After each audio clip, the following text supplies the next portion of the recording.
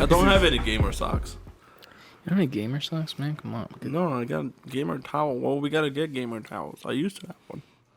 Listen, man. See, I feel like that's like actually like a really cool thing that we could do. Like, It's so dope, dude. but like I'm trying to think of like what they would be. You know what I mean? just like towels. Like no, regular, I'm not. Like, I know they're just.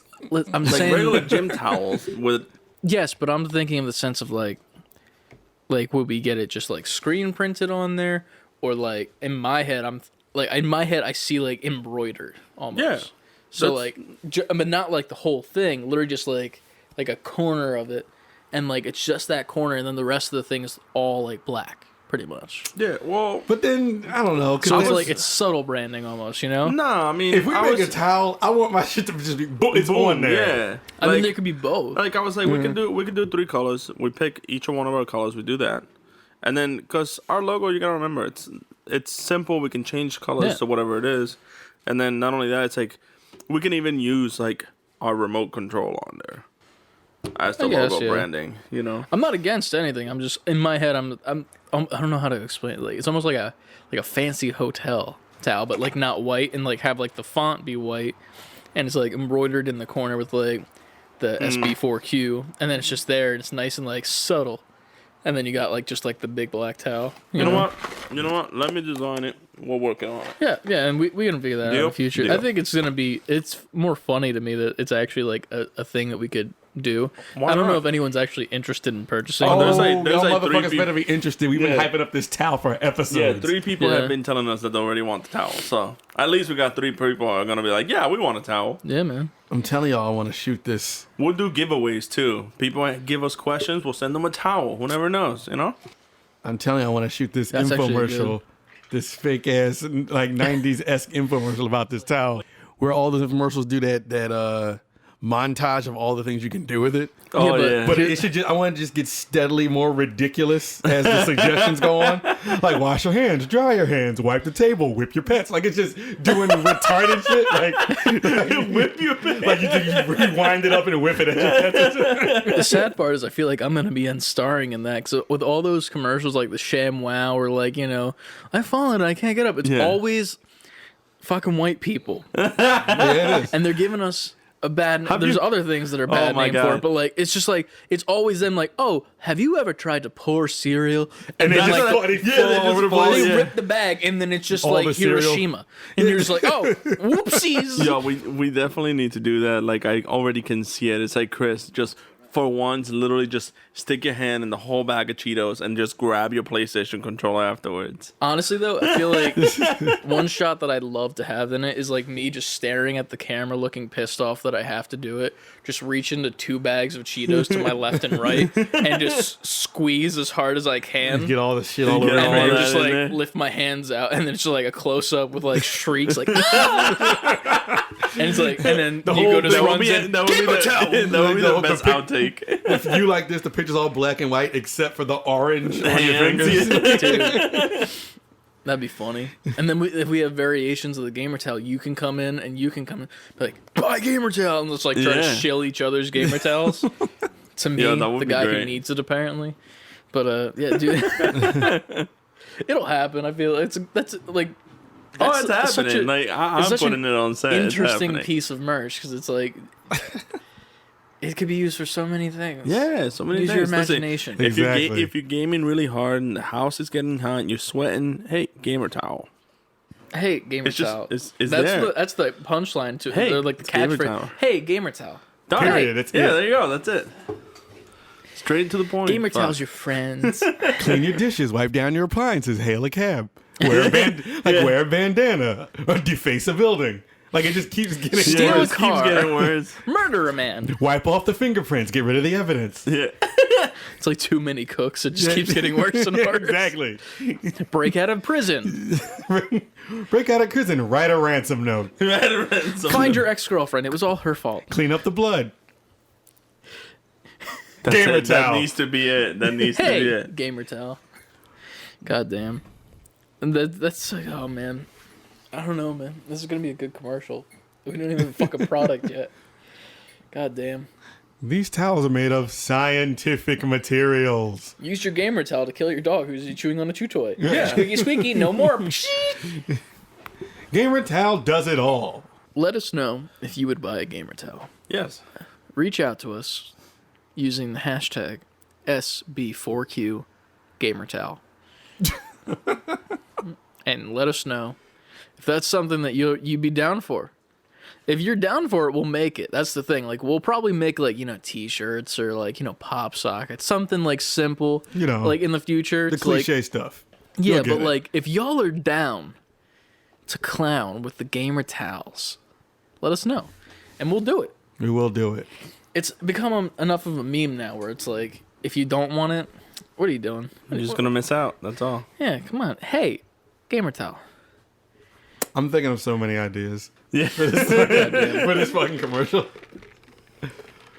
It's like wipe up the blood. And it's just, we have like some red, whatever, some dye on the front that look like blood and just wiping it up. And somebody walks in like, what the fuck? And it just goes to the next thing. I'm cutting it out. Because now I want to do it. Just picture it. Oh my God. All right. So this whole commercial idea, it's all here. It's going to take some serious filming too. Man. All right. So with that, let's start the show, Yeah, boys. Let's start the show. After all that. God damn.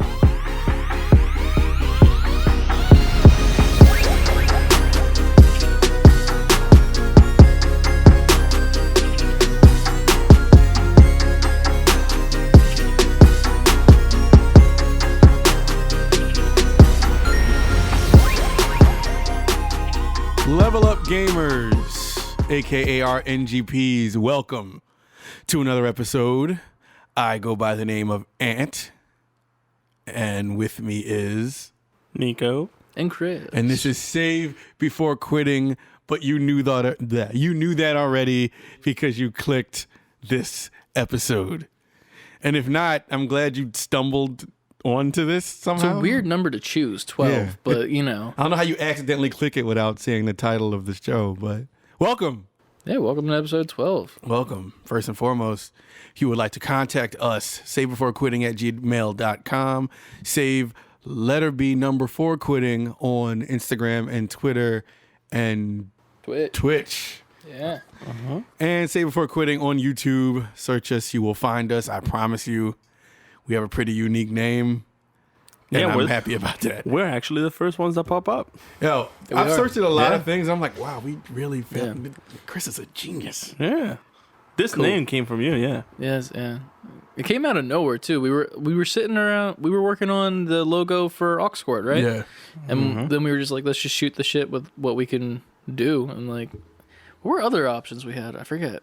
I think I had a few. It was a lot of them that were like already taken. I think Level Up might have been one. Level Up was one, I think. There were a lot of generic ones, and then we were just like, I think I said it super nonchalantly too. Like I was just sitting at your computer after like I just like we're just edited chilling, like the neon lights to look like they were flashing like in like 5 minutes, and I'm just like, what about like Save Before Quitting?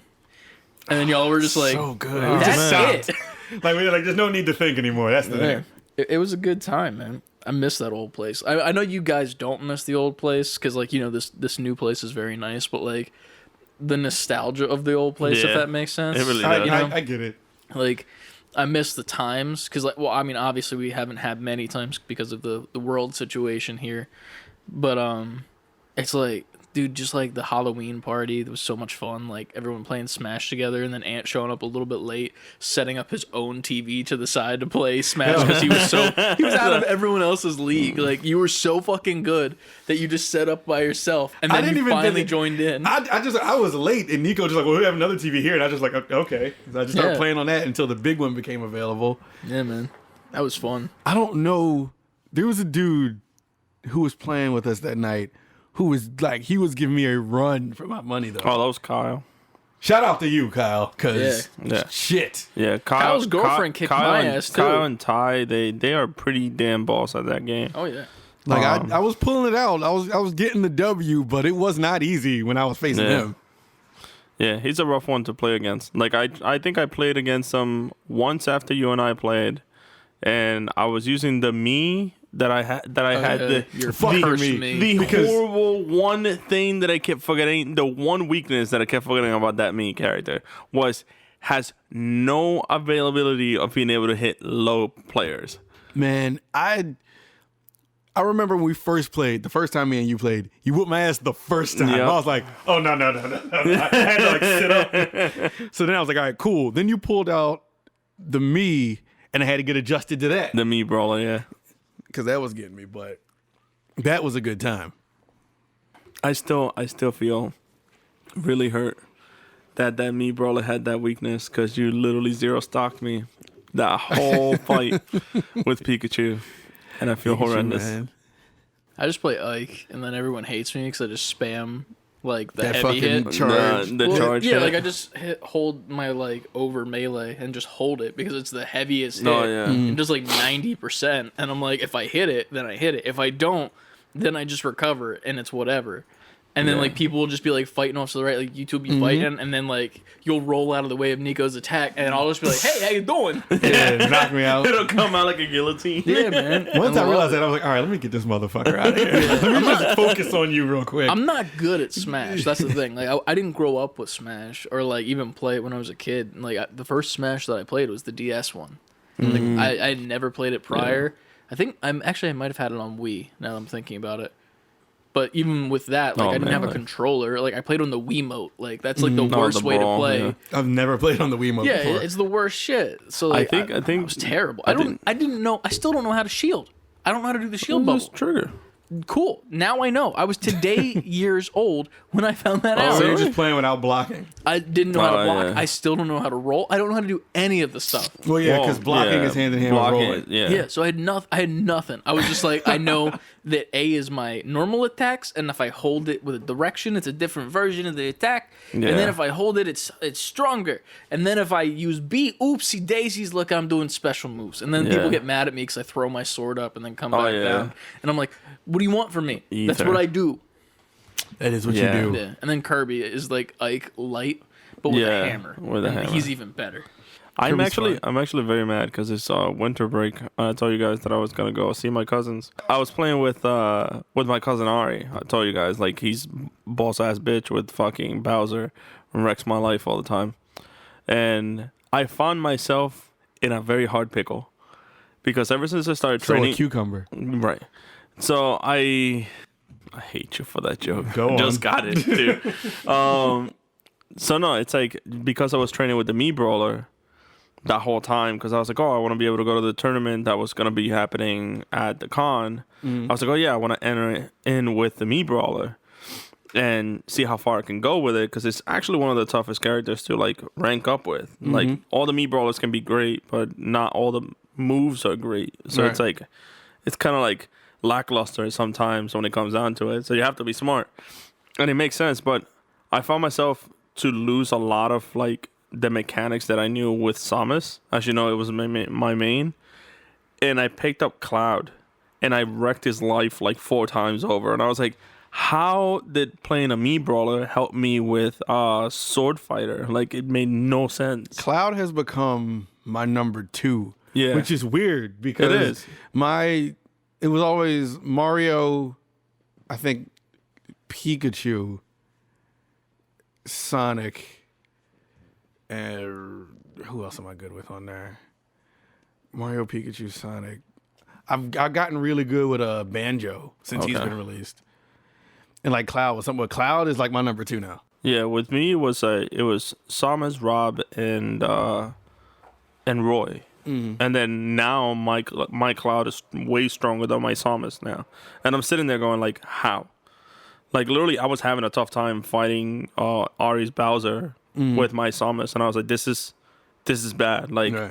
I'm not hitting the combos, I'm not being able to hit the flash, like I can hit the up B, like I was missing a lot of stuff. I was like, what's going on? And then I would just switch with Cloud. It was like child's play when I was playing them, and I'm like, is it a difference with the character? I don't know if there was an update just or a a different switch, but I was character, just but yeah, sitting there. I was like, I don't know if it was the stats or something. Like I felt like Samus was like way floatier than Samus Cloud. is way floatier. Cloud has speed and range, Yeah. and that helps a lot. So, but that was just interesting in my end.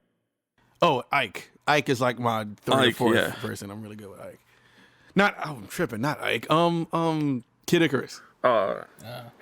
Pit. I liked him. I think when I played the DS one, but I didn't like what he's like in the Oh yeah, because they most recent one on they Switch. change his attacks. Like, he feels so much different. Because like when I played him on my DS, I was like, oh, this is fun to play him. Mm-hmm. And then I played him like once or twice when we were at the party, and I was like, he feels completely different, and I don't like it. Yeah, I think they changed one of his attacks too. I think from the 3DS to the Switch. But yeah. Other than that, how was your guys' holiday? Good. It's good, man. Had a good time. Kid made out. Do you How about have you, any good Chris? story? Like, what was Something Trevor's memorable. favorite thing that he Yeah. got? See, I didn't know we were going in deep. All right, we'll just Yeah, go in depth. yeah, All we're right, doing. all right. We got Podcast. time. That's what this Listen, is. we It's also in got deep. topic. I thought this was just a bridge to the next No, topic. we got No, time. man. We All got right, time. all right. This is one of the topics. It's Yeah. Christmas. Christmas. And then what did you play this week? We'll get to that. All right, got you. No, well, pretty much everything I said he was gonna get on the show before Yeah. he got. What was his number one? Like, what did his eyes light up at? Like, as if it was Yeah, the one thing that freaked him the heck N64 out. on Christmas morning. Oh, we got the Mario Kart Hot Wheels track. Okay. So he's. How was that to build? It was. Putting it together wasn't that bad. But all these things that you put together, like any kind of play set or racetrack, Yeah. there's like a million little stickers that you have to put on everywhere. no. I hate that part. Yeah. The sticker Come part? with the stickers already on it. I feel that. I've been getting into model kits lately, and like that's my least favorite thing is the stickers, because it's like you could have just painted this, Yeah. or like I could just paint it, or like just don't do it at all. Just fucking. That's probably why they didn't put the stickers on it, to give you the choice of painting it or not. I know, but it's just like I don't want choice. I'm so far away, and now I'm close. Yeah, My mic was clear. backwards. The whole time I'm like, why does he sound so far away? But your mic was turned I was backwards. in a canyon back there, boys. Yeah, I mean, I don't know.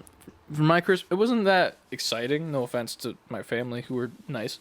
I woke up at like 12 because I forgot what I was doing the night before. But I was doing something. Oh, that's in my what I played this week section. I'll wait until we get to that.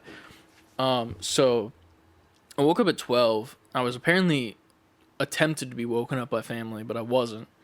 Mm-hmm. And then we didn't get to do Christmas at our place until like we got back from family dinner, which was like 6 of us at like my uncle's place, and was do some dope prime rib.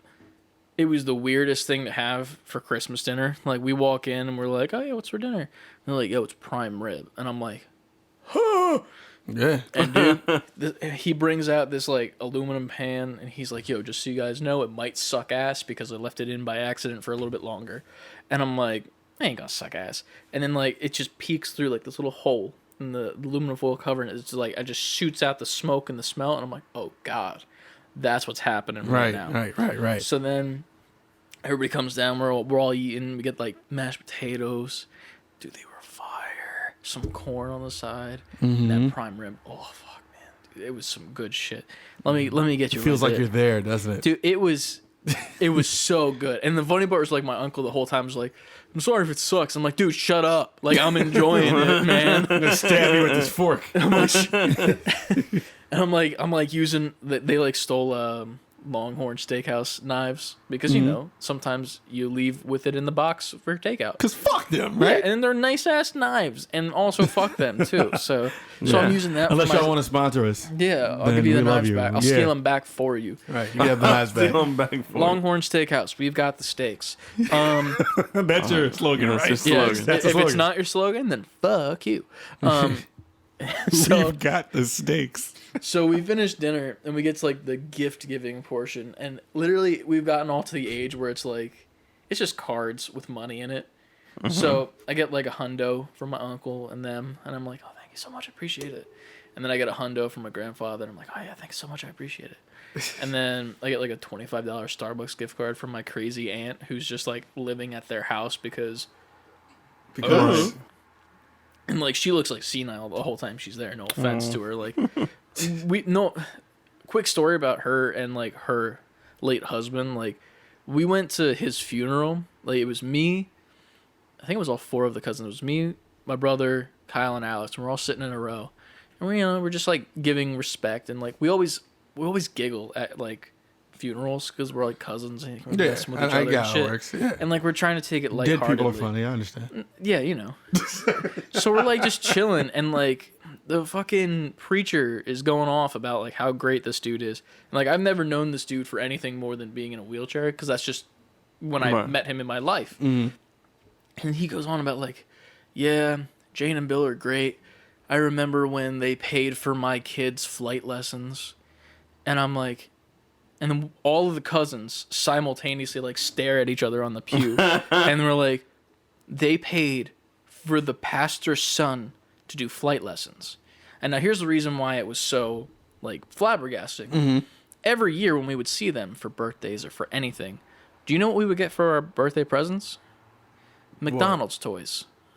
Because they lived in an RV, so they would only eat at McDonald's and Happy Meals. So we would get McDonald's toys, and we were direct blood with them. Yeah. And they paid for the pastor's son's fucking flight lessons. Oh, so we're all just like, the fuck is this shit? Yeah. And we're fucking Damn. pissed now because, like, we're at the funeral just, like, having, like, not a good time, but, you know, we're trying to make the best of it. Yeah. And then we hear this and we're like, no, fuck that guy. Oh my god. Giving us fucking Burger King shit, and we were so mad. Not that, like, we wanted to fly or anything, but it was just like, how are you gonna? But yeah, I forgot where I went, but she's kind of crazy now and weird. So she gives me that, and we go home, and I get gifts from parents, and I told them that I didn't want anything, so I was like, whatever, and they gave me $100 bill. So I was like, okay, it's $300. $300 right there. Right. Yeah, that's Cool. not bad. And then my dad shows up and he's like, yo, there's one more thing, and it's for one of you, but you have to decide who It's gets like it. the end of an fucking Yeah. E3 presentation. E3, yeah. One more thing. Yeah, there's one more thing. And I'm like, okay. And he's like, there is another thing. I just haven't won it in the auction yet. And I'm like, okay, well, what is it? And he's like, well, you guys got to decide. And I'm like, I'm not going to decide before I know what it is, man. Like, let's go. And he brings out this Obi-Wan Kenobi replica lightsaber from episode 3. Lights and sounds, clash effects when you hit it on stuff you're not really supposed to because it's nice. Die-cast metal. Gorgeous motherfucking thing. Damn. So he, like, sniped this on eBay for, like, a cheap-ass price, which was cool. And he's like, so... And then my brother and I'm like, okay, well, what's the other one? And he just, like, slowly turns his computer screen. It's a Darth Maul's lightsaber. The dual-end one. And I'm like... Yeah, you're feeling that shit. Oh, what one do I want? Because, you know, like, I love Obi-Wan so much that I use "Hello There" in almost every single Tinder match as my opening line. Ladies. Yeah, if you know, you know. You don't, probably. And then I was like, but I also, like, I was telling the guys off mic, this is the first time I've decided to purchase some Hot Toys, like the expensive ass, like, nice figures. I'm like, I got Darth Maul and Ahsoka on pre-order, and I also got Ahsoka's lightsaber on pre-order for myself. And I'm like, well, I need Darth Maul's saber to go with it. And I'm like, Ryan, make the decision. He's like, yeah, you're getting Darth Maul. I'm like, okay, cool. Thank you. I appreciate you making the decision for me. I will take this lightsaber into my room right now to go make the "Hello There" meme, and then we're good. I sent it to you guys, and I put it on my Snapchat and stuff. I hope you use that for your Tinder instead of using the actual gift now. I could probably screen grab that. That and would then, be great. Yeah. Because I got, like, my room RGB. Yeah, dude, just that's a level good up, point. bro. Yeah, sure. That's a level up, I guess. But Gamers. yeah. But other than that, it wasn't anything special. I feel like when you're not a kid anymore, and you don't have a kid, Christmas just becomes another Friday. You know, it's just whatever. Yeah. Well, I'll yeah. When you don't have a kid, like, if you have a kid and, like, you can, like, It was the Trenton see show. the joy, And you know? he was freaking out while I was putting a million things. He got a Batman playset, Oh man. some other playset, and the Mario Kart track. I was like, well, I'll be assembling things all day. Well, the thing is, Yeah. just power through these younger days of having to put the sticker on stuff to then later on find out that you're gonna be like, oh yeah, so I got you this game and we're about to play it, right? You know, Man. like that's gonna be the moments. That's gonna be the days. And he's 4, so his attention is like here, then there, then here, then there. So it's like, hey, Daddy, can you also put these games on my Switch? I was like, yep. While I'm putting all these Just, like, track you got pieces. stickers on your face and Yeah. shit. Like, yeah, sure. And so Every finger. He got Minecraft Dungeons, Super Mario Brothers, New Super Mario Brothers Deluxe, and I put Among Us on his Switch. So I installed all of those, and he plays a lot of Minecraft. I think he's really into it, and he's been pretty much teaching me because I don't know shit about Minecraft. So he's been playing that. I'm trying to think of another standout moment. I got my girl a weighted, heated, massaging blanket, right? You sound like way too many adjectives Yeah, for that one sounds blanket. Sharper sounds image, That right? sounds like you just like threw a lazy boy at her and was like, "Here you go." I got That's I'll a get back to blanket. that, but I got her that. I got her these special pots and pans she wanted for the kitchen, and I got her a photography bag for her photography nice. stuff. Dope. And she has been laying on this blanket since Christmas Day. And she said it's so. She's literally texting me about it right now. But she will not sit anywhere without also having that near her. I mean, rightfully so. Yeah. So I mean- the day after Christmas, I want to say, after all the cooking and stuff was done, anytime she sits down on the couch and she hits the massage button, she falls asleep. Knockout lights. It's like she's like a narcoleptic. I'm like, you have to put that blanket away. You are not a person when you use it. So She's jacking into the Matrix, man. You gotta let her go. she's sitting on the couch and she has and I'm talking to her. We turned on Soul. Oh yeah, it's good. So it was really good. Was it? Yeah. I still We're gotta watch watching it, and she's like, "Oh, this is really good. This is really good." And she's watching it, and my mom's in there, my brother's in there. We're all watching it, and I mentioned something about it. I'm like, "Yo, you see, she was gone." I'm like, "You just said 2 words to me." She was in the zone. She was in Morpheus and Sam. She was in the like, zone, man. gone. You And one watch the time- movie, you get that. One time I caught her passing out, and I'm like, "What are you doing?" She's like, "I'm sorry. It was it was the soul." I'm like, "Shut up." I was like, "It was the blanket." I'm like, "Turn that fucking blanket off." She's like, Blanket "No." stole her soul, dude. It did. That's what happens when you turn it on. It just starts like siphoning it yeah. out. It won't give her back. I keep looking at the blanket, and it's like, she's mine now, and like she's gone. What have I done? Right. But at the end of that night, we started just watching a whole bunch of Christmas movies. And we got, I want to mention this because me and Aaron, for those who don't know, it's my brother. When it's me and him. you mention Aaron and you, it's over. Because this is a story. stupid out of anything. So we're going through. I was looking for the Grinch. I was like, I can't find the Grinch, the original Grinch, it's on not the Netflix. Jim Carrey Grinch, Netflix. not it's Oh, not on no, there the anymore. original one. Not Yeah, the cartoon. not the DreamWorks Grinch. Oh, The yeah, that one original. sucks. We liked that one. Well, Trent liked it. It was pretty hate good. it. But I'm sorry. it's all good. That's not even the point of the story. So we watched the original one, and then I go to like Apple TV, and it was on. I was like, it was on here the whole time. I ended up watching it on like YouTube, Oh, jeez. but they had the whole thing on there. So Oh, fuck it. nice. But anyway, we go to Apple TV, and they have. Sorry, my NGPs. This has nothing to do with video games right now, but it's a funny story. to it. It's get to it. Christmas. Yeah, hold on to your butts. But their version of the Grinch, it says Dr. Seuss's The Grinch, but the subtitle is Ultimate Edition. So we're sitting there like, how do you make what? They got the DLC, man. Like, how do you make right? this? Isn't this like a 50s or 60s movie? Like, how do you Yeah. make this Ultimate Edition? And so we just keep going back and forth saying dumb shit. We're like, yeah, this time he's greener. It's like, Oh my god. so we're like, yeah, in this one, he goes down to Whoville and just like fucks all the Who's up personally on top of stealing their shit. Oh Just my beats god. their ass. Just whoops their asses. And I'm taking your gifts too. Right. Oh, now I'm all in picturing him as him in the yodeling outfit with a crowbar, just walking into He's like, this time his heart doesn't grow fonder at all. Like, we just kept coming up with these alternate storylines. Oh my god. So we're like, the part at the end where he's confused because he took all the presents and he looks down, but they're still happy and singing and together. Yeah. So we just had this whole thing about him sledding back down there and screaming at everyone like, you ain't got no fucking gifts. What Right. the fuck are you so happy about? I took your fucking tree. Like, it just we kept going on and on. Oh and my God. piling. We just we need to write this. I can imagine how that ends too. Like he's like freaking out, and the dog just like pushes the sled on top of the hill, and it just starts slowly coming down, picking up speed, and it keeps cutting back and forth between him bitching and like the sled, and then it's just like just runs him over, Happy Tree Friend style, and it's just like just blood everywhere. Yeah, exactly. And then they just start singing again. Yeah, that's it. They're all covered in blood, still singing. And then Satan shows up because they're doing a blood ritual. Oh my god! But then we also. Cthulhu shows up out of nowhere. Yeah, Cthulhu just shows up. And they got When we start writing this, you gotta be there. But Yeah, we also notice there's a part in that movie. I forget the exact number, but it's around 50 where he says he's been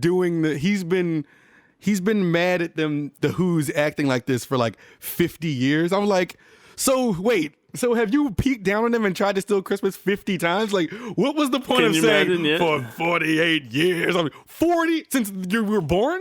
Oh, You've been mad at them? Yeah, man. Yeah, I guess. Don't you remember when he was an ugly baby?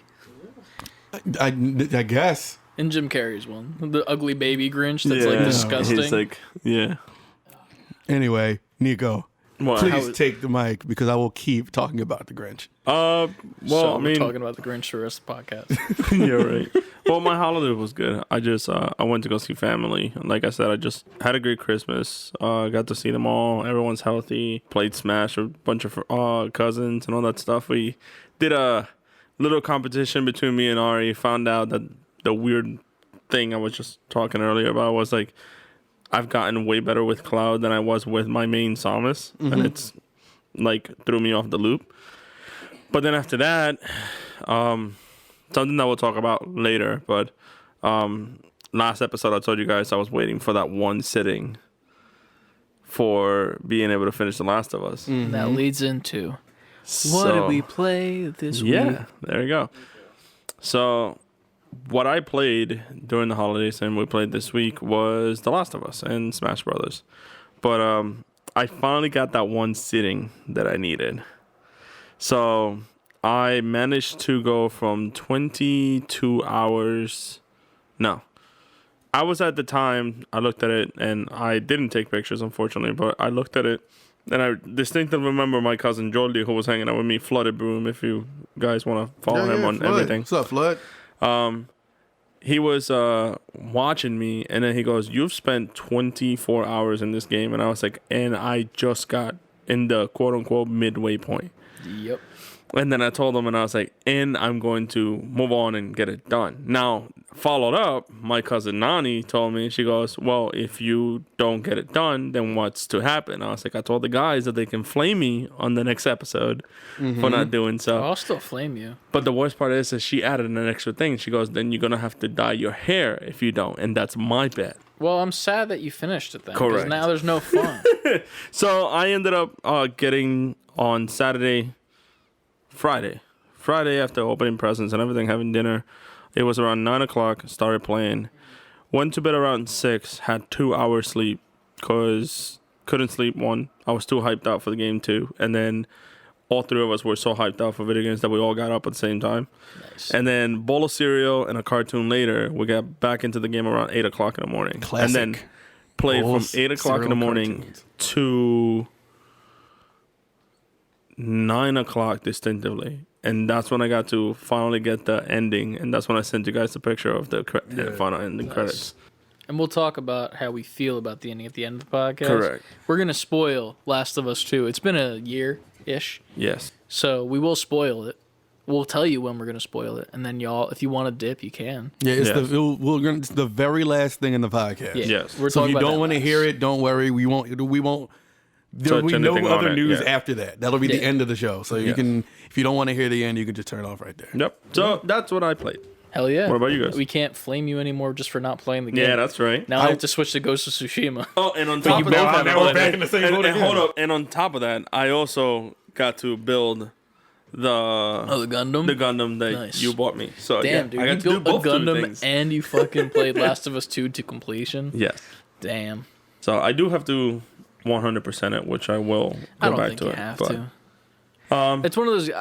There's certain games that I want to 100% and get that platinum trophy, but like, there's some where I'm just like, I'm good. Like Yeah. that was enough the way that made me feel, and I don't need some shiny platinum trophy to prove I it. found out that you no longer have to replay the whole game to Yeah, you can platinum go, it. like, specific You can just spots. go into Yeah. specific levels. I and- guess I just don't.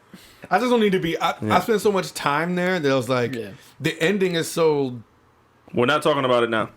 I'm not about to give Okay. details. No, I'm just no, going I'm along just with saying, the- like, the ending's so tumultuous, and it was already It's a lot. a lot getting lot, to it yeah. that I was like, I'm good. I don't need to Yeah. jump back. I feel like jumping back in is going to be it's too jarring now that I Yeah. know. It's been a year for me, and I still haven't wanted to like put the game back in, even though it's digital. Yeah. I think that I have, but like I don't want to launch it again. well, if there is a third one, then we'll probably do what we did last time with Probably Chris. gonna be there more. Yeah, probably.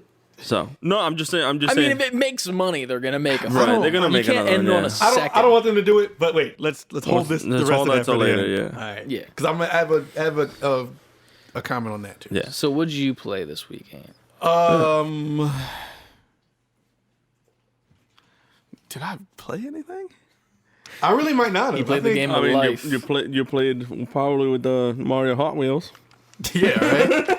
I don't think I did. No I think games? after I beat Last of Us, I haven't jumped back into anything yet. Besides, I've been playing with Trenton, so he's been playing he's playing Mario Maker one day, and I just kind of jumped in and was doing 2 players with him on that. I played Smash for a while. I kind of jumped back into that recently. So after Sephiroth was here, I found myself just wanting to just play random matches on it. So I've been playing some random matches on there. I haven't played anything like new or big. Like I haven't played any of them like We both will anything be soon. major. Yeah. We both will be soon though, because of that Amazon sale. Oh yeah. Yeah. Me and Chris got a Valhalla on the way. Ass nice. Creed. Ass Creed is coming. But Yeah, I think I'm gonna I get think mine that might too. be actually at my house right now. mine I- said it was coming tomorrow. Yeah. But listeners, I don't know. I mean, hopefully by the time you hear this, maybe it's like a holiday sale. That'll be New Year's Eve by the time this comes out. But Best Buy had it for $35. It's 40 right now at Target. Yeah. Oh, all right. Yeah, for both PS5 For and PS5 and yeah. Yeah, so y'all want it, jump on it now. Yeah, I don't know what it's going to definitely be a good time. January 1st. They might make it go right back, but it's on sale. Yeah, I'm probably Grab gonna it when you wait can. to buy it until they finish Ghost. I don't want to keep buying games and be like one game behind. I mean, that's the thing trust that me, I always have. That was the main reason I wasn't buying it immediately, but I was Yeah. like, $35. Like, yeah, if Yeah. it's cheap enough, I'll buy it and put it in the backlog. But like, it depends on the game. I feel like with that game, like I'm not excited to play it. Like I just want to play it. Like you know, like, kind of I'm me not- too. I'm yeah. not a huge Assassin's Creed guy. Yeah, like But this is the first one that kind of had my attention and interest in a while. I feel Yeah. like I'm still like high off of God of War, so I'm just like, ooh, I want Viking shit. Right. Yeah. That's But this one probably got a lot of so much positive feedback. reviews that I was like, okay. Yeah, might as well. Sony had a few good sales on their PSN store too. Are you done with your games? Yeah, that's all I did. Okay, I'm just making sure. No. I don't want to cut you off if you wanted to Oh, talk about no, your not at Roblox all. escapades. Listen, I didn't even include that in my. I mean, say, if you played Roblox, say you played Roblox. I It's did. not a bad thing. The most I've done with Roblox is when Trenton is like, "Can you type this in the search for me?" I'm like, "All right," and that's it. I don't know why I gave him that voice. I still feel like you need to search for like something about Cyberpunk in that game and see if they made like because you can play Cyberpunk like server, yeah. Sonic and shit in that game, Oh, right? Like people I'm make that. positive Cyberpunk is in there. Oh, That'd be yeah. so. I feel like that'd be such Among a cool Us thing is to on see. there. Among Oh, Us yeah. was on Minecraft. Dude, Oh, yeah, see, you, Among Us. you gotta search it and get back to us on that. 'Cause Yeah, that's, yeah. that's Sonic's an definitely in it. interesting thing. Mario was in it, and then Nintendo kind of put the Shut It's it like down. the Rule 34 with like others. If there can be something sexual about it, there is. Yeah. Pretty much. Like if it's a thing that exists, there's a Roblox There's a server of Roblox, it. yeah. Yeah. But I'm interested to see that. But this week, boys, I've dived head first. That's probably the Dove? word. Dove? Dove. Dove. English. You know, it's hard. It's like with like the word hang. You know, like hang is hanged, but it's actually like hung, but it's not hung. I know, yeah, I like get what it's you mean. you know, words are hard. You know what was also hard, but not at all. So, for Christmas, I got those little hundos from the Right. 3 separate parts of my family, which was nice, and I appreciated it. And it was really funny to me. The funniest part to me was when my parents gave me mine, and it was just like 250s in there. And I'm like, oh, thank you guys, I really appreciate it. And then I read the card, and it says for you to spend on something, and then the word "or" in like capital letters with underlines. Put it in your bank, and I'm like, you want me to put this in my bank? Oh, that's nice. I'm like, no, I'm gonna spend it. Parents will be responsible. That's like the old times of when you were a young kid and like somebody gave you like a large quantity of money. It's like, hey, put it in the bank. Yeah. It'll accrue something. Do the right thing. That's cute though. I like that. Fuck that. The right thing is not the fun thing. So what blow I it. did was I made this decision. I was like, you know what? $300 is a Switch. It is a Switch. It is a Switch. So I said, you know what? Tomorrow morning, day after Christmas, Boxing Day, and the other places besides the States, which I really wish we did have Boxing Day because sales are dope on Boxing Day. I've never looked into it before. It's like Yeah, insane. it's insane. So I'd love to live somewhere where that's a thing. But so I'm like, okay, I'll just go out. I won't even wake up early. I'll just go out and I'll see where the world takes me. So I get in the car. I make like a meme video with the Blues Brothers, the Peter Gunn theme. Yeah. And I'm like, I'm on a mission from Gad. Me and my buddy Evan make a joke about that. We used to watch like Blues Brothers in the lab, and like they would always be like, I'm on a mission from Gad. I love the fucking movie so much. So I'm like, I'll just go Walmart first, and then I'll hit up GameStop there, check a couple stores. Walk into Walmart, check the toys first, because I'm, do a little sweep. Get back to the video games, and I'm like walking up to the Switch section, because they have the Switch section, right? And I'm like seeing all these Switch lights. I'm like, bleh, fuck that shit. That's garbage. I need the big boy Switch. I'm like, I ain't doing that. I'm not spending $100 less to not be able to play it on my TV screen. No way. And then I just see, as I'm walking, it just starts slowly peeking its way on the bottom shelf.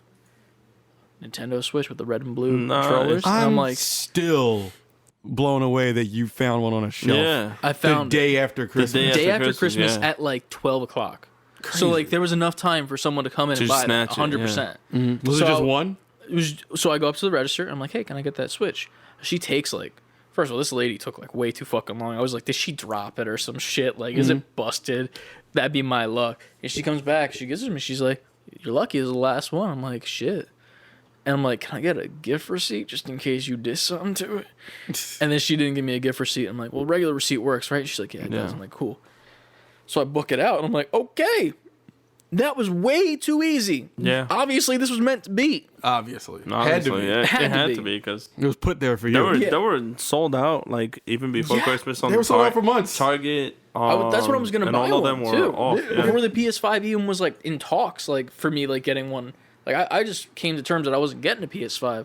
I was like, I was looking everywhere for a Switch. I was gonna get the Animal Crossing Switch, Right. and then I just said, no, fuck it, PS5 is good enough. But now I'm like, okay, cool. So I go to GameStop. I'm like, I gotta get some games, man. Tell me how no Switch games are on sale ever. Nope. Never. Never. Nintendo doesn't put their games on Never. sale. No. It is a joke, man. I was so mad. I was like, I want to get Animal Crossing. I want to get Smash. I want to get Pokemon.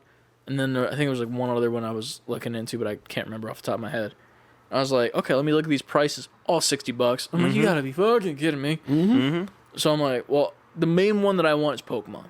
I gotta get Pokemon. Right. So I get Pokemon Shield. And then I'm like, Yeah, Shield Brothers. yeah, well, my brother has Sword, and he's like, well, we can trade and get the region exclusives and like trade it back and forth to finish our Pokedex. And I'm like, didn't you already do that because of the Wonder Trade? He's like, yeah, but like still. I'm like, fuck you. So I did that, and then I've been playing that religiously to the point where I have all 7 gym badges 2 days after I have bought it. Wow. I no-lifed it. Like I literally like woke up, like did some work on my computer, and then like just put it in the thing, and then just like separate. I had the red one or the left one. I don't know which one's which because I haven't held it for that long. I guess I looked at it. I had the left one in the controller thing, while the other one on my right hand was over here. So I was like lounging, like as if I was driving in like a Ferrari or something. And I'm just playing the whole day and just having a great time. And yeah, that's pretty much all I played, except prior to getting the Switch, I did play something else, and I'm now addicted to it, and it's also my brother's fault. And this is gonna come to a shock for both of you. Oh boy. I am now addicted to the Pokemon TCG online. Really? The Pokemon card game Really? online. Wow. So for Christmas, as a joke, there's this like board game version of the Pokemon card game. Yeah. And like it comes with 3 decks and like hollows of like Mewtwo, Pikachu, and Mewtwo. Charizard. Sorry, I said Mewtwo twice. I get it too, Mewtwo. Anyway, Mew4, got it. so like he was always saying like, oh, it'd be cool to get them because like you get the hollow cards, and then like each of the decks are kind of neat too because they're numbered to like because the booklet like teaches you how to play. So it's like play card number this, and then you can do this. And I was like, oh, cool. So I pick it up because it's like $20, and it was like more of a meme at the time, to the point where like his girlfriend was over, and it was like 2 days before Christmas. I'm like, I'm gonna give you a gift early so you can like play a game with your girlfriend.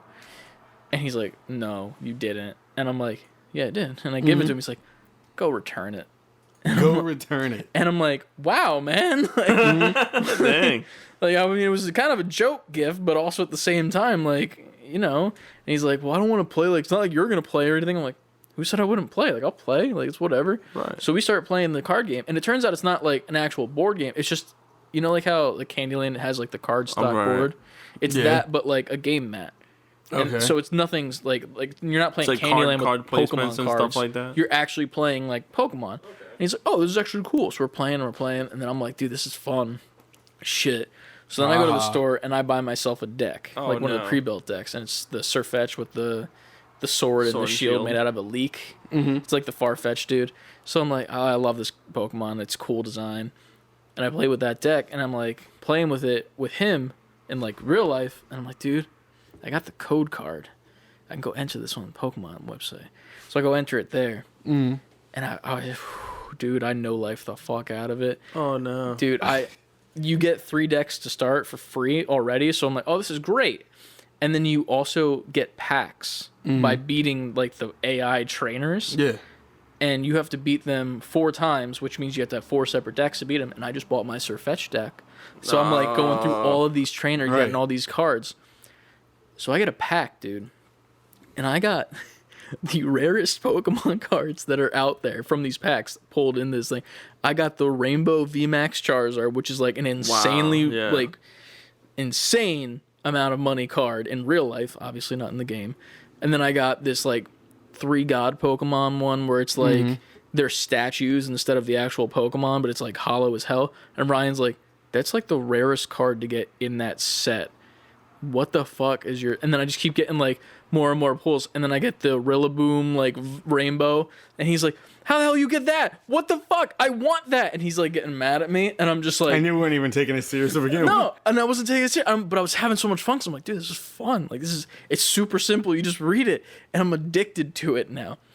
And I was saying to Nicole, I was like, the issue is like I can't get into the actual cards. Like, that's the issue. Yeah. Like, I stick with my Sirfetch'd deck. I'll play with that when I'm in person, but I cannot buy packs because that when I buy packs, ooh, I'm getting like a fucking yeah. get pulled in. I ain't gonna have a Hot Toys Ahsoka and Darth no. Maul next year Yeah, if I ain't get gonna in the have packs, nothing. man. Yeah. It's gonna be a bad time. And then I was also like on YouTube randomly, and I got recommended some guy who was doing like unpacking like Pokemon cards, and he had like maybe 100 viewers or something. So I hopped in, and it turns out he was giving away his code cards. So I was like, okay. So I just took my webcam, and like you can scan the code, like the QR code. So I took that down, and I just held it on the YouTube video that was live streaming as he's opening them, and I got like 30 plus packs, and just for free. And I'm like, oh, cool, this is dope. Oh my god. So Somebody, whoever's been like investing themselves in this for however long, is gonna look at you and be like, "You piece well, like of they're shit." giving it away for free. Like he's literally like, here you go.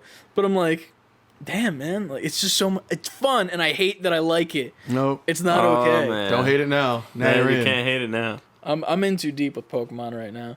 But yeah, I've been playing the trading card. I haven't touched Cyberpunk in a week, Dang. and I'm happy. It's weird. Good for you. Yeah. Yeah, man. It's for you, so yeah. weird. I don't think anyone's touching it. I feel like Oh, there's Cyberpunk people news that is play starting it. to like people are playing it, but it's starting to like Die down quick. yeah, I'm starting to like hear less and less. For the first 3 since it was out It's been 3 weeks. 3 right weeks. now. 3 weeks, it's just been thing after thing. But this Yeah. last like week, it's Yeah, once slowly that- like There was getting one quiet. thing though. Remember when we were recording last week, and I got that live notification about that like lawsuit? Oh Yeah. yeah. That's been like confirmed that it's an actual thing now. Like the lawsuit has actually been like put into pushed through and like is going to court. Yep. Oh, man. Once that thing happened, everything went silent. Like CDPR hasn't posted anything. What are they gonna say now? Hasn't done anything. We like done literally goofed.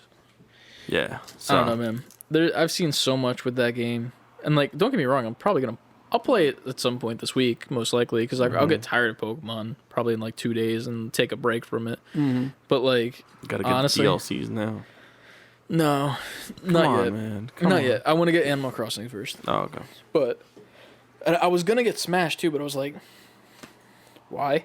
You know? Well, unless you're training, like, well, that's the thing. It's like there's no point in me getting Smash. Smash is more like a party game to me. It's like I'm not like trying to get better than Ant at Mario, because if I were doing that, I'd be playing for like weeks on end the way that I normally play games and still not be good enough. Nah, because Mario is like Mario's so versatile. Mario's like my heart. I've been playing with Mario since the very first Smash Brothers, but I feel like a part of me is starting to be better with Cloud. Like I feel like Cloud is slowly becoming like my main. Yeah. Just wait till Sephiroth. You just gotta like fucking. I've been playing. I played with Sephiroth. I'm playing with him, and he's fine. He's okay, but he doesn't feel like. I don't want to even say he's fine. He's good. Yeah. But I can never. He can never be my main guy. Yeah, I got pissed off with Sephiroth though. Like my cousin Jolie was using it, and he literally zero stocked me twice. Mm-hmm. Like on 2 of my stocks, he killed me at 0%. Shit. Solemnly, because of his charge attack, literally kills you in 1 hit. It's a 1-hit KO. Sephiroth is he's strong. Like he has moves that if you were to execute him like properly, if you really like got his shit down, his timing down, and you really focused on making him like a main person, you would be kind of unstoppable. Like he's super tough. As like a normie for Smash, is he better or on the same level as Ganon? No. Better?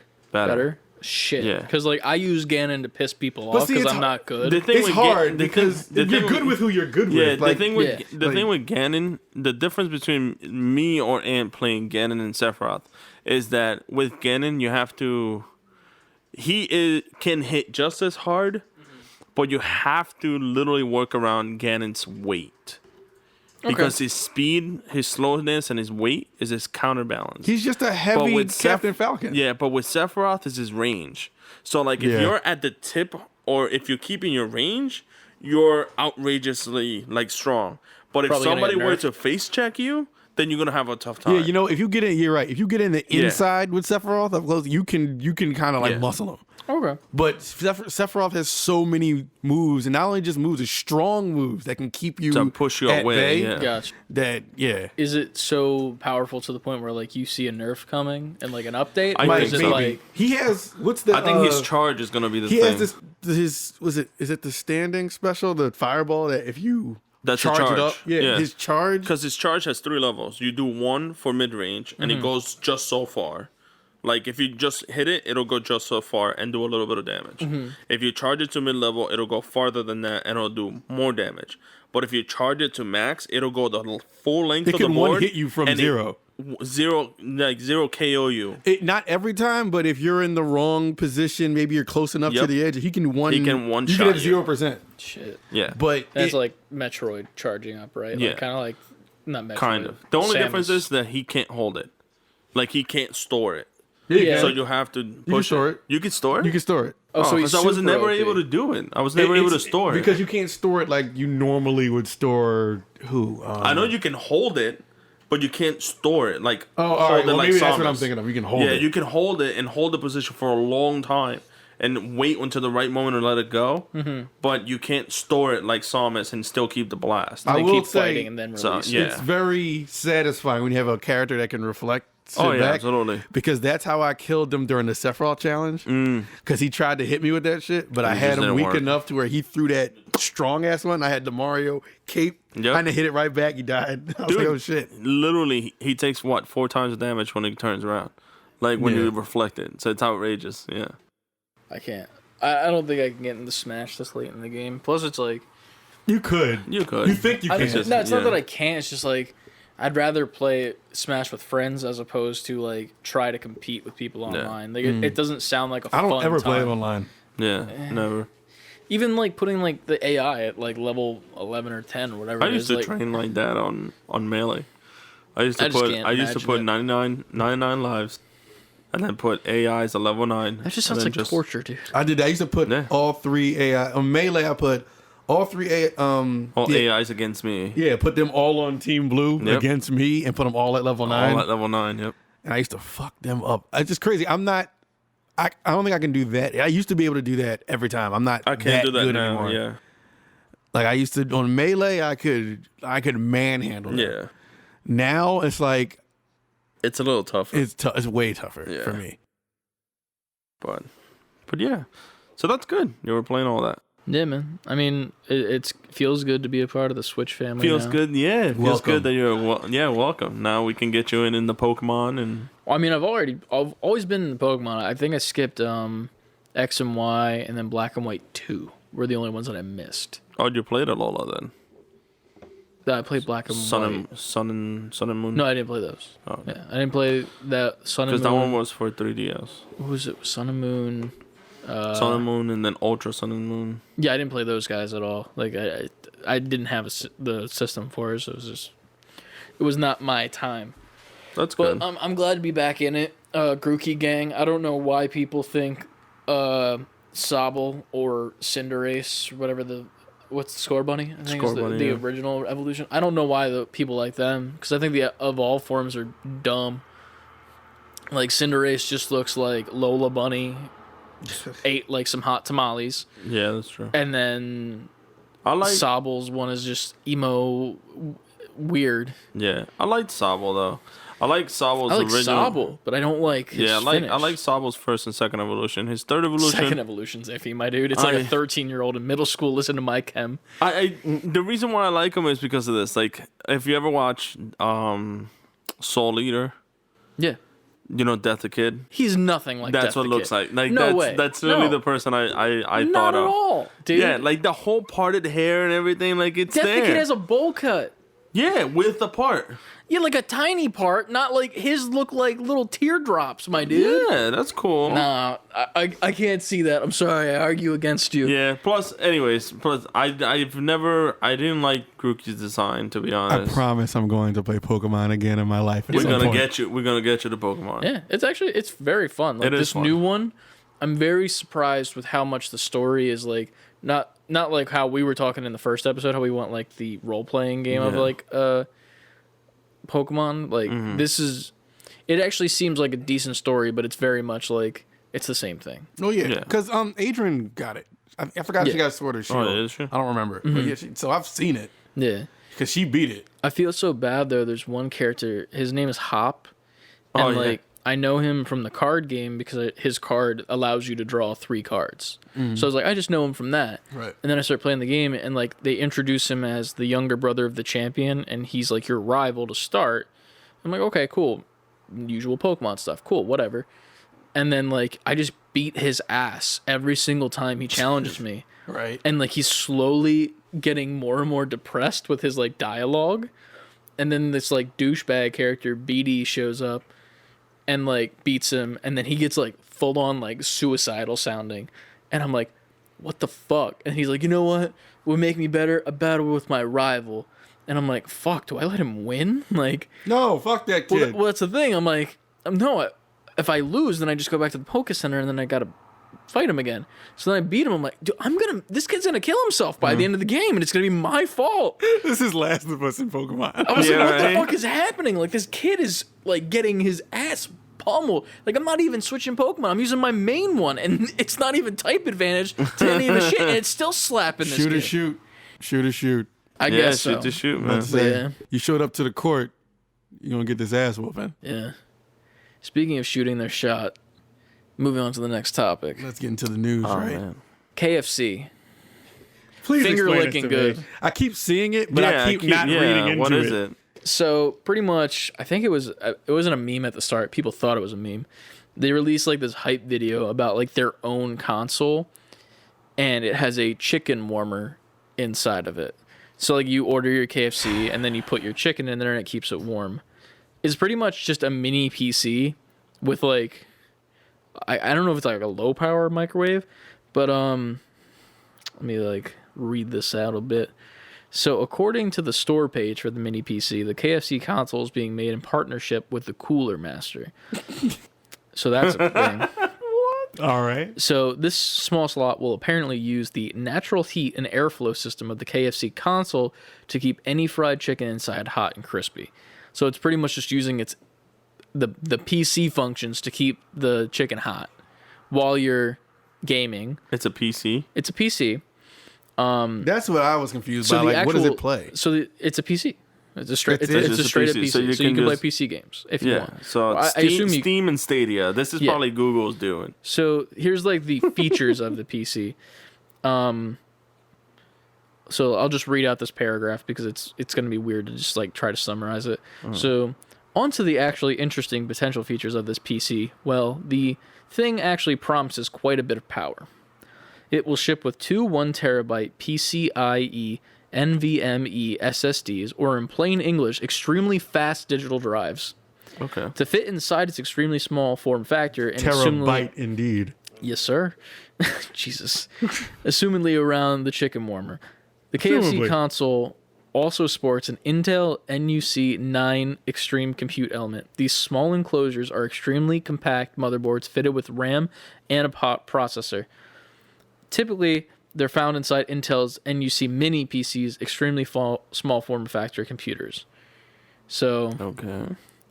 and then it says it right here, but the most shocking advertised feature of the KFC console isn't its chicken warmer or the advanced CPU enclosure, it's the GPU slots.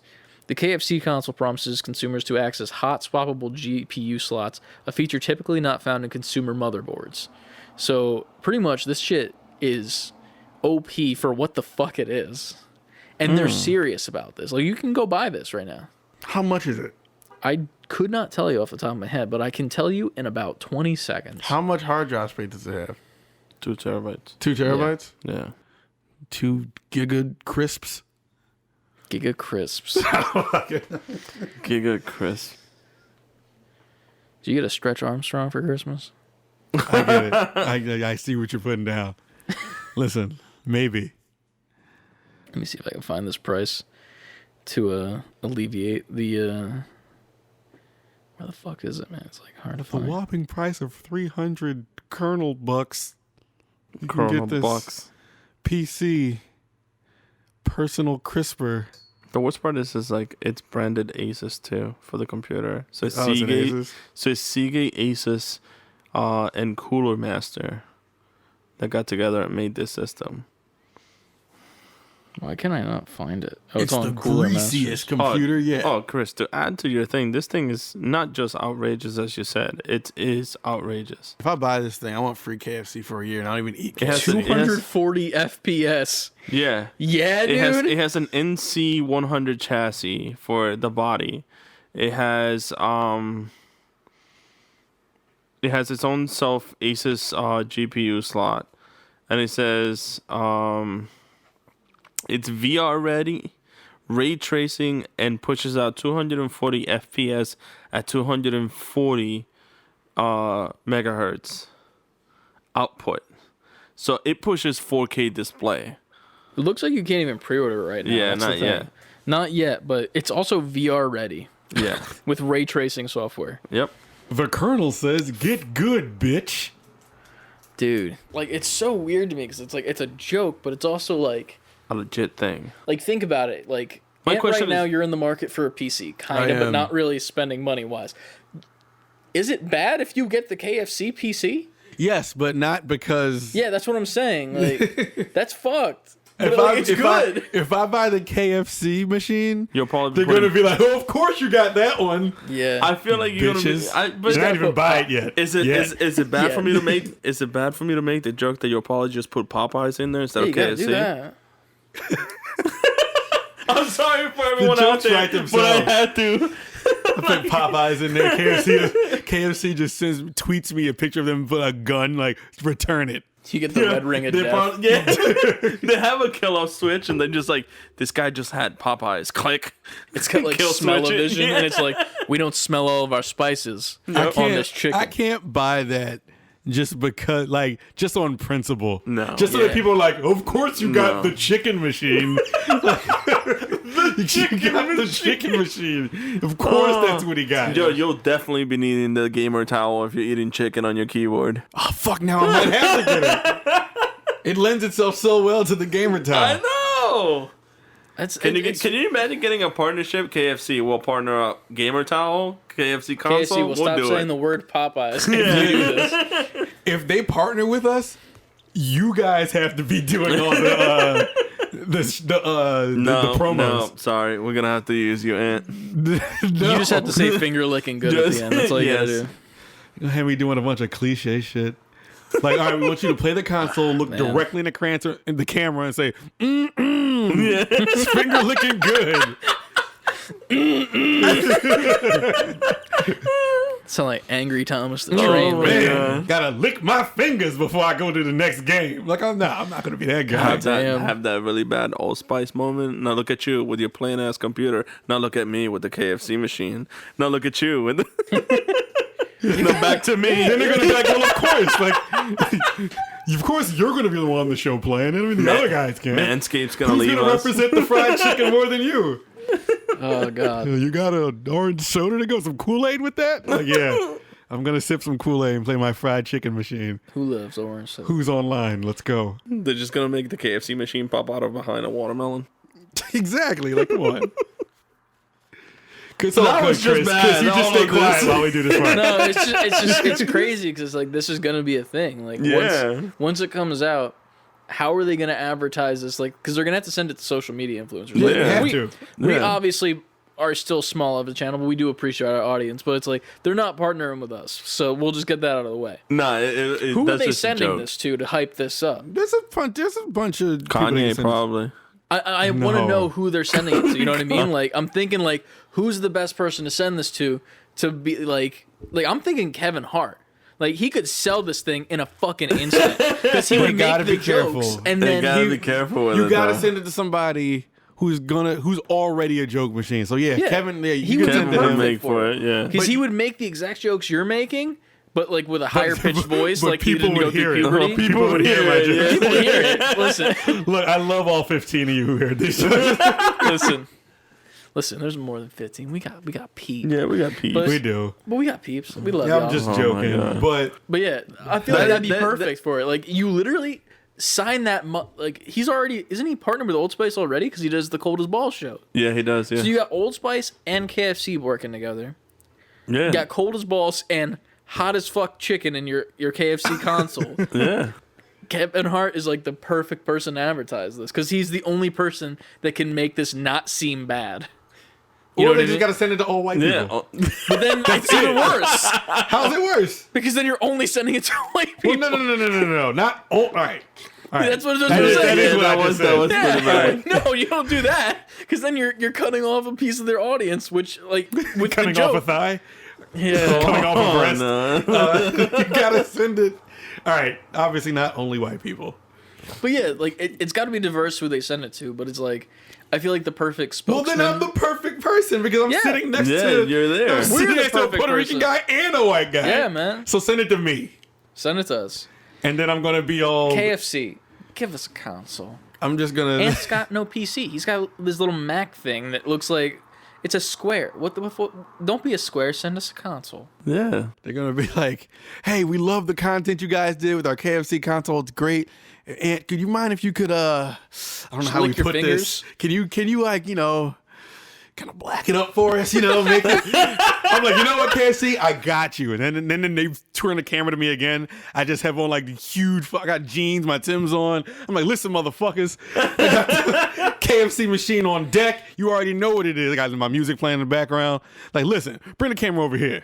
Hold up, let me wipe my hands. Destiny's got some grease Child on them in real the quick. back. Huh? Destiny's Child in the background. Nah, we Why got is that no. the song? no That'd I be think, funny as shit. Shout out to Aaron. We got to bring Oh, yeah, in just some Ayo and the AO crew. beats. Mayo beats in there. Yeah, man. Ayo and the crew in the back, like I'm gonna take it to like hip hop fashion from the early 2000s. I have a big giant white tee, some super huge jeans on my backwards fitted hat that's 3 sizes too big, and do-rag on under that. And I'm gonna just have I'm gonna be like, hold on, let me put my pistol away. Listen, and have this 50 Cent playing in the background.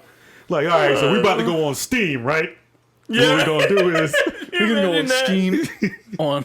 I can't even do it. I can't even do it. Now I'm gonna pull out the chicken and it's gonna be steaming too. you're gonna Fresh steamed chicken on my Steam console. see, Oh my god. Yeah. It's so bad. It's so bad. his name is Chris. I can see you. His Instagram is. He's like, no, I'm not gonna do that. Yeah. What? You were gonna say it. Oh my god. Dude. Yes, I was gonna say it.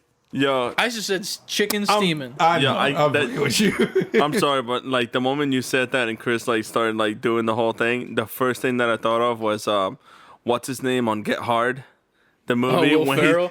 when he's the Mayo, fuck you gonna compare me to Will Ferrell? just the whole crew, and literally just like Chris sitting there with a hat and just says KFC across the top. Oh god, dude. Listen, we're gonna throw on some Fortnite right motherfucking fast. Hold up. Let me get this game out the way. Fuck these bitches up for these bitches come over. You know what I'm saying? So I ain't doing all that. I'm not being that guy. God damn. And go in. I can turn it off and on when I want. You'll be that guy. It's the difference between like your professional voice and then the your voice white when you voice. get back home when Yeah. you're around your people. You know what I'm saying? So What's that one with the white voice? Sorry to bother you. Oh yeah. Fucking love that that movie. movie was good. Dude, that movie at the end, man.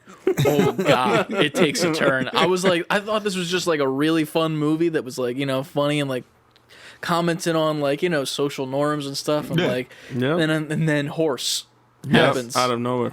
It was so good. Dude, I was like, I literally had to pause the movie and walk away when the shower scene happens. He's like, help me! I'm like, no! Now I'm gonna watch that again when I get Oh home. man, I gotta do that too. And then the end, oh god, that twist, that M. Night Shyamalan twist. Go watch Sorry to Bother You. Just such a good movie. But yeah, man. All right, well, switching. yeah. That's when KFC gonna be like, exactly. That's exactly what we needed. Then I'm gonna go back to them like, you racist motherfuckers. That's not who I am. That's how we just like call out KFC, be like, yo, they were racist to us. Give us all the money now, Popeyes. We'll sponsor you and we'll be nice. Then that's when we send Chris in like, go tell them they were racist. Yeah, right. They'll listen to you. If I go in there, I'm the angry black guy. Kick you out. Right. Who are you? Get out. Chris is in there like, what you did to my co-host was racist, and I have the mind to take legal action against you motherfuckers. I don't even know what legal action, how you go about that, dude. Don't tell them. Shut up. I don't even know what mayo tastes like, dude. Don't tell them. God damn. Chris is down. Sure. Yeah, I guess we're doing I'll this. fuck with some KFC chicken in my console. Honestly, though, like at the end of the day, I feel like that'd be a funny meme to get it and just like actually see if it does what it says it does. Because like at the end, it doesn't really look like the whole chicken thing is legitimately that great. It's just like, yeah, the PC's, it's got fans and shit, and the PC's gonna make the chicken hoping it warm has because PCs are hot when they're powered. Like Yeah. what? No, that's Yeah. not how that All works. y'all motherfuckers getting salmonella because y'all shit gonna be undercooked. Yeah. You don't cook it You in don't there. cook You it get in there, cooked you just chicken, warm and it. then you put it in there to keep it warm Yeah. while you're gaming. It's not even like Yeah, it's not even like you cook it in there, yeah. That's some unhygienic. This machine is doomed before it starts. Oh yeah. Sponsor You're gonna us, hit the KFC. button and it's just gonna leak out Sponsor grease. us. You're gonna hit the power button. It's just gonna. There's like a bunch of grease. I'm not my gonna be God. touching all of my keyboard controls and my controls and like, hold up, They let me haven't even reach in shown and get some that. They haven't chicken. shown the controller Yeah. yet. No, That's what people they are haven't. like hype about. I They're like, didn't- what's it gonna be? Well, once you said it was a PC, I just assumed there was no controller. There was a controller. Like, Oh, I is figured it? just All plug right, now your we gotta Xbox watch it. controller into it and play. Yeah. True, but like they gotta make like a KFC controller. Man. They have to, yeah. Imagine it looks like a chicken. How? The It's thumb- just the Colonel's wings, face. like the the two thumbsticks. wings, No, like- the thumbsticks are like the chicken claws, and they're holding like the thumbs in it. That'd be lit. That would be lit, actually. I like The that. joysticks are just like crystallized Chicken knobs. popcorn chicken and Yeah. No, chicken dude, nubs. it's they're drumsticks. Yeah, the they're shaped like drumsticks. drumsticks. Yeah. Like the whole entire controller. Yeah, dude. the That's two bad. the two handles is like KFC, shrimps. relax. Yeah, right. Or sponsor us. Yeah, Relax wanted to. and sponsors. Take it back a peg. Let us take care of it. Yeah. So moving on what else from do we have? bad decisions, let's get some good decisions. There was a talk with some Sony people, and they were talking about the future of entertainment. Oh. And one thing that they confirmed is that we're getting some movies and some TV shows. Do we have titles of such? None. Oh. But it doesn't matter what the titles are. It's because the sheer quantity of stuff that they're promising right now. So we got 3 movies and 7 TV shows based on PS exclusive games, which is ironic because we literally talked about this last episode of what games. Do you think we can whittle it down to like those like right now though? So Because I can tell about 3 so far. You're gonna get God of War. They're already making the Last of Us TV show. Yeah. yeah. I don't know if they're including those. Though. That's the thing. That's the Like, other thing. Yeah. like if it is, then okay, cool, that's fine. I just assumed that was included. Yeah. Well, if that's we included, then the assume that movies we you got are- Uncharted already. yeah, we have Uncharted. I'm saying they got to make a Horizon Zero Dawn movie. I'd see that better as a show. I would see it better Me as a too. show, but I'd see it as a movie. As a movie being as well, made. yeah. Like TV show, it'd be dope, but Yeah. they would 100% make a movie though about it because like it's Monster Hunter with tech. Right. It's straight up like you just throw that shit at a wall and it Yeah. sticks. Well, as long as it's not, the last Monster Hunter that we got a movie. Yeah, it's bad. We know.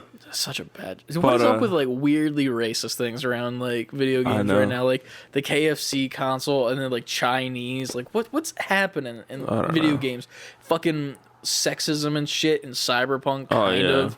To be fair, not to backtrack, we joke, but to be fair, I mean, I guess KFC isn't like racist. No, Other but than like, outright putting it out there. Yeah, like this KFC's not racist, but it's like the community around it that are going to end up being racist about it. Right. And that's the Right. thing. Like it's gonna lead to it, and you can tell. Yeah. Because if I was, You would have made the jokes otherwise. we joke about it, like you just said, we joke about it, but it's like there's certain people out there that are gonna take it serious. Yeah. And that's gonna be a problem.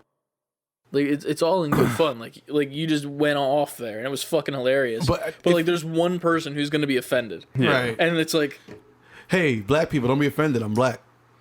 well, obvious, yeah. Spoiler alert. Spoiler alert again. Spoiler We're alert. taking it back.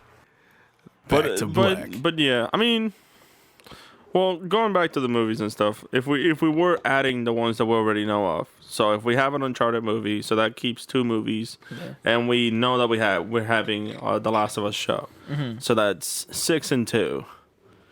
We could tell definitely still a lot. Horizon either a movie or a show. I'd Gotta see be. that better as a show. I love it as a show. I feel like they're would- gonna make that stupid decision to make it Yeah, a movie. I would rather have God of War as a movie. Because if you put a large budget into the movie that has that type of story, if you do even 1, 2, or 3, or feel it out, I feel like it'll do better than What's the show. that? What's that game? The PS4 game that came out? Zombies, dude on a motorcycle. Days Gone. Days Yeah. Gone. I can Days see that Gone, as I a can show. get cast show. him too. I can see Yeah, that being a show. I can see that as a show. Sam I can see Witwer? God of War. Yeah, I can see God of War being a movie. I can see Ghost of Tsushima being a movie. A movie, yep. I would love that. Yeah, Ghost and God, I can see them more being a movie than Horizon. I'd like Yeah, God me as a too. TV show though, because like I feel like it could follow the Witcher format.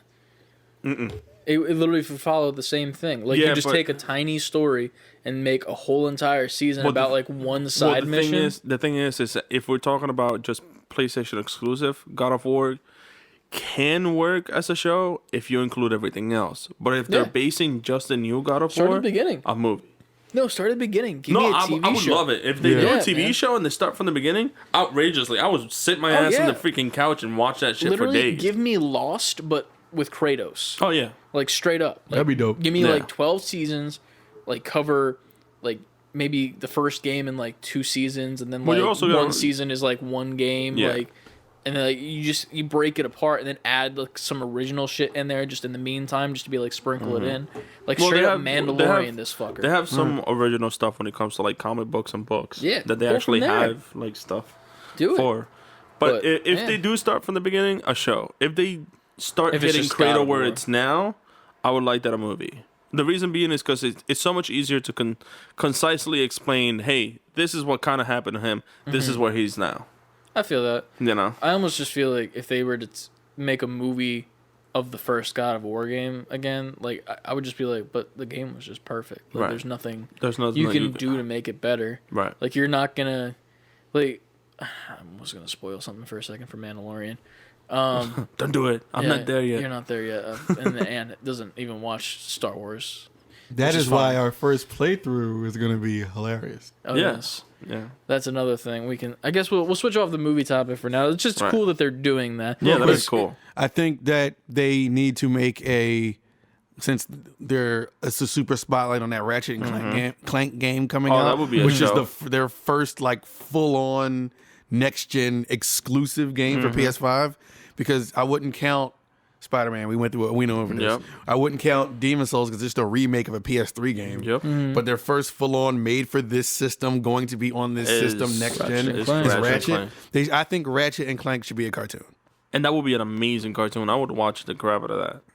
You can make it a 3D animated cartoon. You can make it a animated 2D animated. But I think that would work well as a cartoon. All right, but moving on from those movies and some ideas that we got. That's nice. We did put a poll up. On Twitter. We did. You motherfuckers. Follow us on I said Twitter. motherfucker a lot in this episode. Yeah. Follow us on Twitter. Save the letter B, the number 4 quitting. We put a poll up, and it was asking you guys if we were to do some like gameplay content, like little playthrough, what y'all would want to see. So let's just read out what the options we gave you were, and then we'll say what we what the winner was, and we'll hear the reactions from the person who. How long did we put that poll up for? For a week. Oh, did we? Yeah, for a week. Cool. I did that because I was like, if it's I remember you putting it up. I forgot I for how put it up long for it was 7 up. days, so I was like, I don't think it's gonna be enough if it's just like a day. Like, we might as well toss it up for till next episode. So we said, nerdy gamer people, we might be delivering some Let's Play content soon. Let us know what you want to see. So options were, number 1, Jedi Fallen Order with Ant, the biggest Star Wars fan of us all. Cyberpunk with Nico. Keep in mind, and before you go on, Chris, we're all going to be on this stream. It's just the person playing it is the person we're talking about. The person taking the helm. We also had Assassin's Creed Valhalla, since, Ant and I are just getting that. Yeah. And then other. With a resounding win at 44%. It's Jedi Fallen Order with Ant at the helm. I was so sure they were going to pick the Cyberpunk with Nico, and I was like, what? It was a close second. It was a close second, yeah. Cyberpunk and Assassin's Creed both got 22%. Yeah. And then other was 11. So here's the thing. This whole time we're going to be playing this, whether it be video, whether it be stream, live stream. Or barraging you with facts. Ant's going to be playing that Star Wars, learning about that lore. So watch as I have to sit and learn about Star Wars while playing Star Wars. I feel like you're going to love that game. So the thing is, like, I did play it early, like the early parts of it. But do you remember it, like, much of anything? Yeah, I'm going to have to play this again. Exactly. Yeah.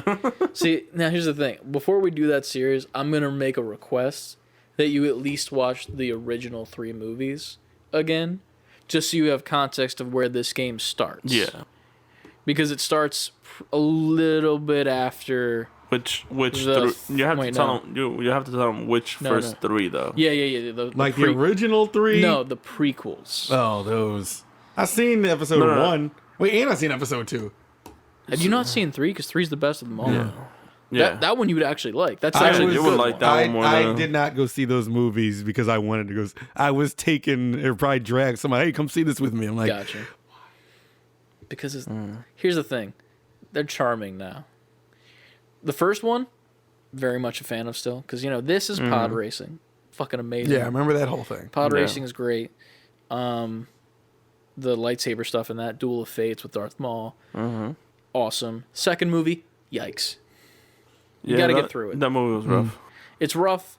It makes me sad, but it did lead to the Clone Wars animated series, which is great. And it did have a lot of it. It had a lot of lore behind its door. Oh yeah, well, like that's the funny part. Is like the second. Well, the second. It's technically 2, 3, 4, 5. Just number 5. episodes. Episode 2, Attack of the Clones. Like it led to something that was more than it was supposed to be, and it's amazing. And then that third one is great, like all around. Like it pretty much sets you. Which one is that? That's Revenge of the Sith. Revenge of the Sith. Yeah. That's where Anakin's got like the long ass hair, and like him and Obi-Wan. Obi-Wan's got the short hair. It's where the "Hello There" meme comes from. Yeah. Oh. Yeah, but you'll at least watch that one then, Watch at least that one so that you can know where this game picks up, because it picks up a little bit after that movie. Yeah. Episode 3, Revenge of the Sith. I'll put it in the Discord so you remember it at least, but we might not be doing this playthrough right away, but you know, we'll be doing that pretty soon. We can have a marathon if you want. God damn it! I got the box set. I bought the game because of you, Respawn. I mean, you made it. It's a fucking amazing game, man. I'm still mad though, because like I went to do the New Game Plus for it, and like every game that you play that is New Game Plus, pretty much all of them, it's like, oh, you're starting a new game. You start with your old like skills and stuff, and you just play the story over again. And that's what I'm like, yeah, let me do it. And I do it, and the only thing I get is like one of the Inquisitor outfits, like the bad guys. Cal gets to wear it. I'm like, okay, cool. And I get a red lightsaber. Cool. All my skills are gone. I have to redo them. Redo everything. That sucks. And I completely stopped playing it because I was like, I don't want to do this. Like, I wanted to like start the game back up in New Game Plus and just like pick it up and be like, I have all these skills. I can go get like all these collectibles and stuff, and then I can do all this extra shit. But now I have to replay the whole entire game, which don't get me wrong, I love it, but it's not worth my time to do all that. Right. Especially when I like other stuff now. Yeah. But yeah. That'll be coming soon to the YouTube channel, and I mean, I guess we could stream it and then put it on YouTube, whichever works. We could also just straight up record it. Yeah, I think we should. I mean, and we could talk more about this off mic, but let us know what y'all want to see. Yeah. Oh, for the people who put other, I'd love for y'all to comment and tell us what other games you want. Yeah. Whether it is retro or new, just it doesn't matter anything. what system. Yeah. We can make it all work. We have the technology. We have the tech and we have the knowledge. Yeah. But other than that, that's, I mean, the only other story that I got news related wise is Kanye's meeting with Nintendo. Oh yeah, I wanted to know about that because I didn't. I read about know this, anything.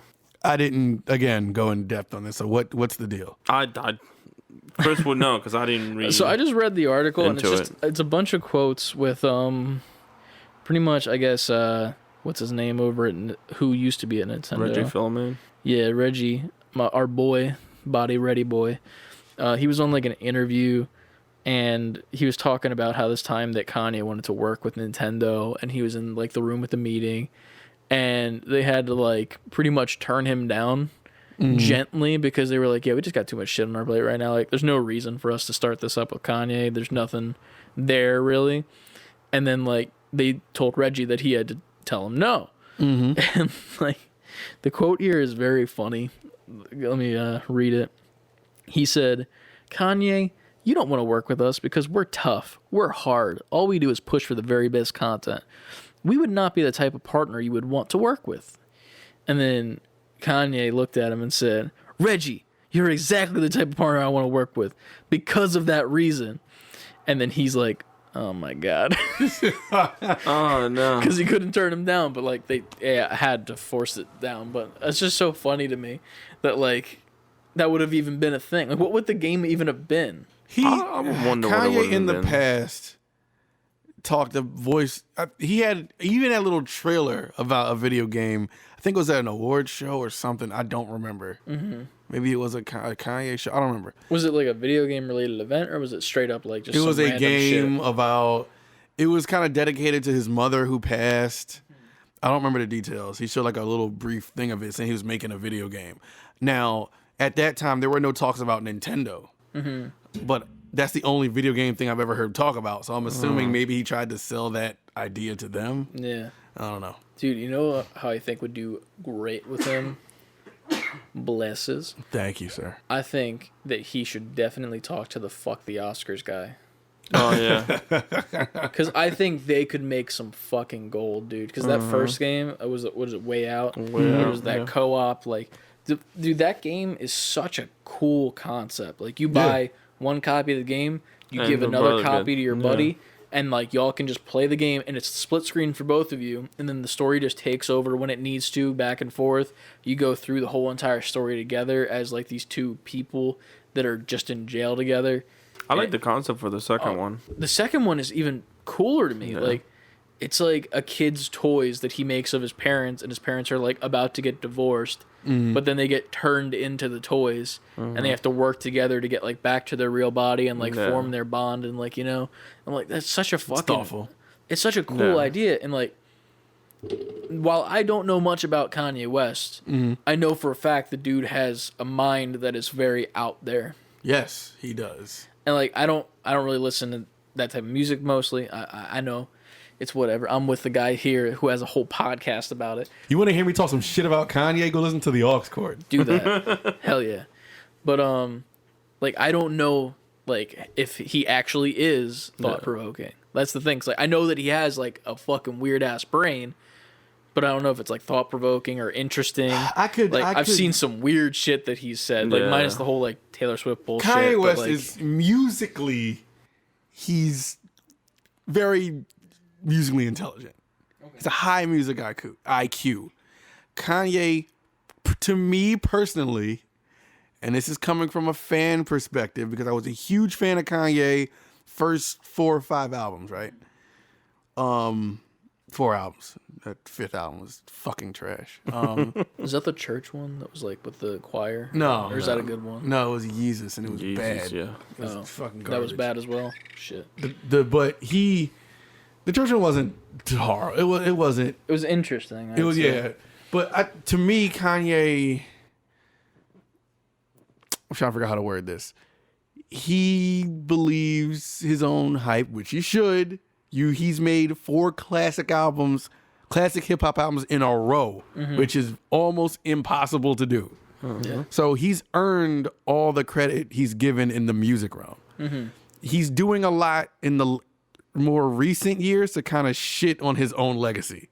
Is how I feel about him. Yeah, like I saw that Rosa Parks clip recently, like where he like shits on Rosa Parks about like slavery or something, and he's wearing like a police vest, and I'm like, what is this? And he keeps having these mental breakdowns, and that is not me shitting on people who have mental issues. Like you can have mental issues, if you don't have like that, televise get yourself checked, get some help, talk to people who love you, not just yes men, which is what I feel like Kanye does. He's got the money for it, right? And it's like he's one of those people like, what I say is law, and you can't tell me otherwise. If you do, you're trying to get in the way of my progress. Like, no. Sounds like you're just kind of unhinged a little bit, and someone needs to bring you back down to earth. I think that also comes with like fame in general. Just like if you look at fame and you look at how like people will get to where they are, it's like, yeah, you can have all this time and you can get recognized for your work and stuff. It's like there's certain people that will wear it right, and then there's certain people that think that they deserve it because they just did that much work. And it's like one is different than the other. You did this much work, and you probably did that much work that can be recognized in those 4 albums. But the rest of it, you kind of did it with your feet, thinking that you did the same amount of effort. Yeah. And you just didn't. You know what I mean? One of my favorite phrases is when you're weak, like the weakest or the most insecure person in the room is usually the loudest one. Mm-hmm. Like humility, strength is quiet. That's it. It's grounded. You know what I mean? And to me, he's become this blatantly insecure loudmouth at times. Mm-hmm. And you're just throwing whatever out there. You're throwing everything to see what sticks. Yeah. Right. He's doing whatever gets a rise out of anyone and trying to ride that train to wherever it takes him for whoever will listen. I mean, we see that, like, just to reel it back, like, we see that in the gaming community as well. Like, both with just gamers, streamers, content creators, and even companies out there like CD Projekt Red.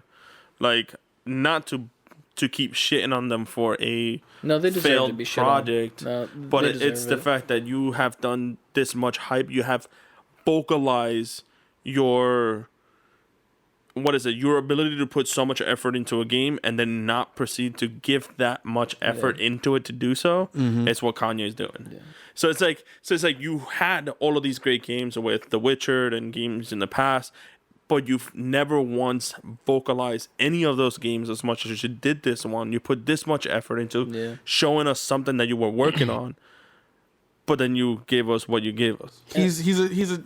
I'm sorry, Chris. I'm gonna cut you off. It's just with CD Projekt Red. It's like we shit on them a lot, but it's not like we're shitting on like the devs or the animators or like the worker bees that are in that company. We're shitting on the higher ups that made the decision to shit on those people's work. Right. like that put the passion in. Because like at the end of the day, like while I don't know who the head of CD Projekt Red is, like that motherfucker made the decision to force all of this like bad shit to go down in this company for this game that led to its untimely demise. Honestly, like it's leading to the point where there's lawsuits coming out from the game now. That's getting to the point of like, will there even be another CD Projekt Red game? Right. And like, while that's a thing to say, like that's kind of like, you know, out in left field, like we don't know. Right. It's there. It's not like the left fielder's not existent. He's standing there. There's a bunch of grass around him, but he's still there, standing in the middle of the field, and that's an option. It's like what I said like months ago when I was talking to my buddies. Like, what if the game sucks? Right. Like, it's there. It's an option to happen, and that ball got knocked up in the air and went right in that motherfucker's glove. Yep. So now, where's the ball gonna land? We don't know. That was a hella good metaphor for baseball, and I don't know how I pulled that out of my ass so cleanly. But, not to humble brag myself, but like I'm shocked at myself for saying something that intellectual sounding. So I'm a dumbass. But I agree with both of you, and I agree with Ant. It's like if you have humility, if you know your work, and you just know how well it's gonna do, there's no reason to have to hype it up any more than you want it to be. So it's like Nintendo. Like we've had game after game that has great gameplay ability and all that stuff. There hasn't been one game that has let us down this much as like CD Projekt Red did with Cyberpunk. But every single time they'll give us the whole little snippet of like, hey, this is what we have working on.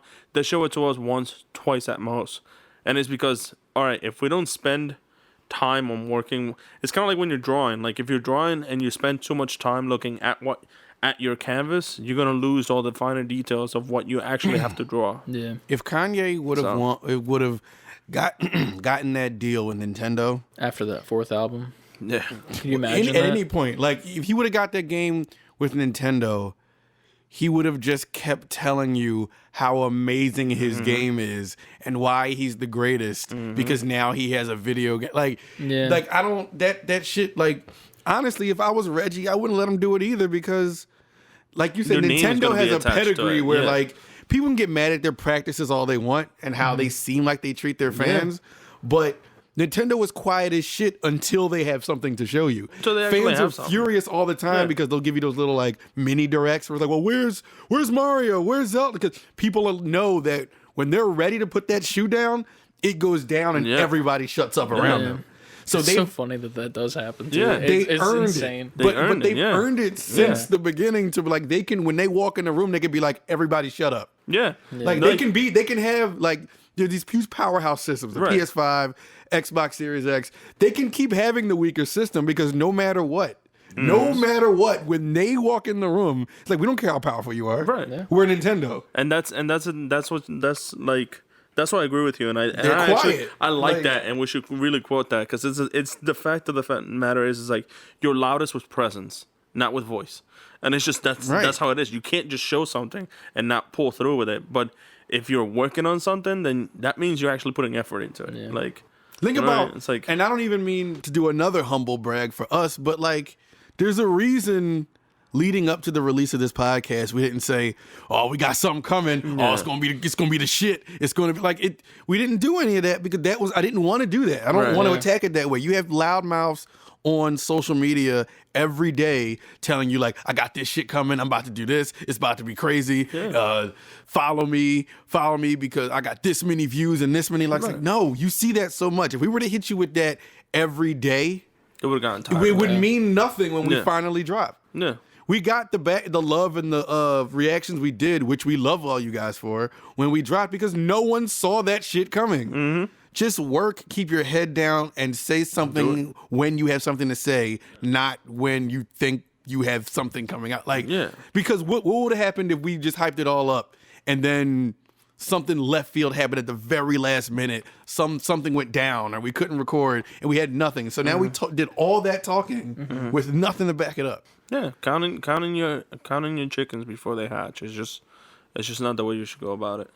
Just keep your head down and work, man. Mm-hmm. Do your work, and when you feel like it's presentable and when you feel like you know something to put out there, let the work speak for you. You hear that, Kanye? So I think I'm kind of happy the fact that Phil Main just didn't take that deal because not only I'm that, almost it's curious like what would have happened after that fourth album if that's when they did it. right. You know what I mean? It was like, probably later than that. I know. I'm saying like hypothetically, if like he was coming off that fourth album with like the high of like, you know, he's all that. I don't know if he was all like talking hype on himself after that fourth album. Kanye is all talking hype on himself since he came out, except that his music lent itself to that at one point. Okay. At one point, his voice was higher than his music. Like they were like this, like going up. They were like symmetrical. Mm-hmm. I'm talking about how good I am, but his shit is actually that amazing. Yeah. Gotcha. And then then you start hearing his voice more than his music. Yeah.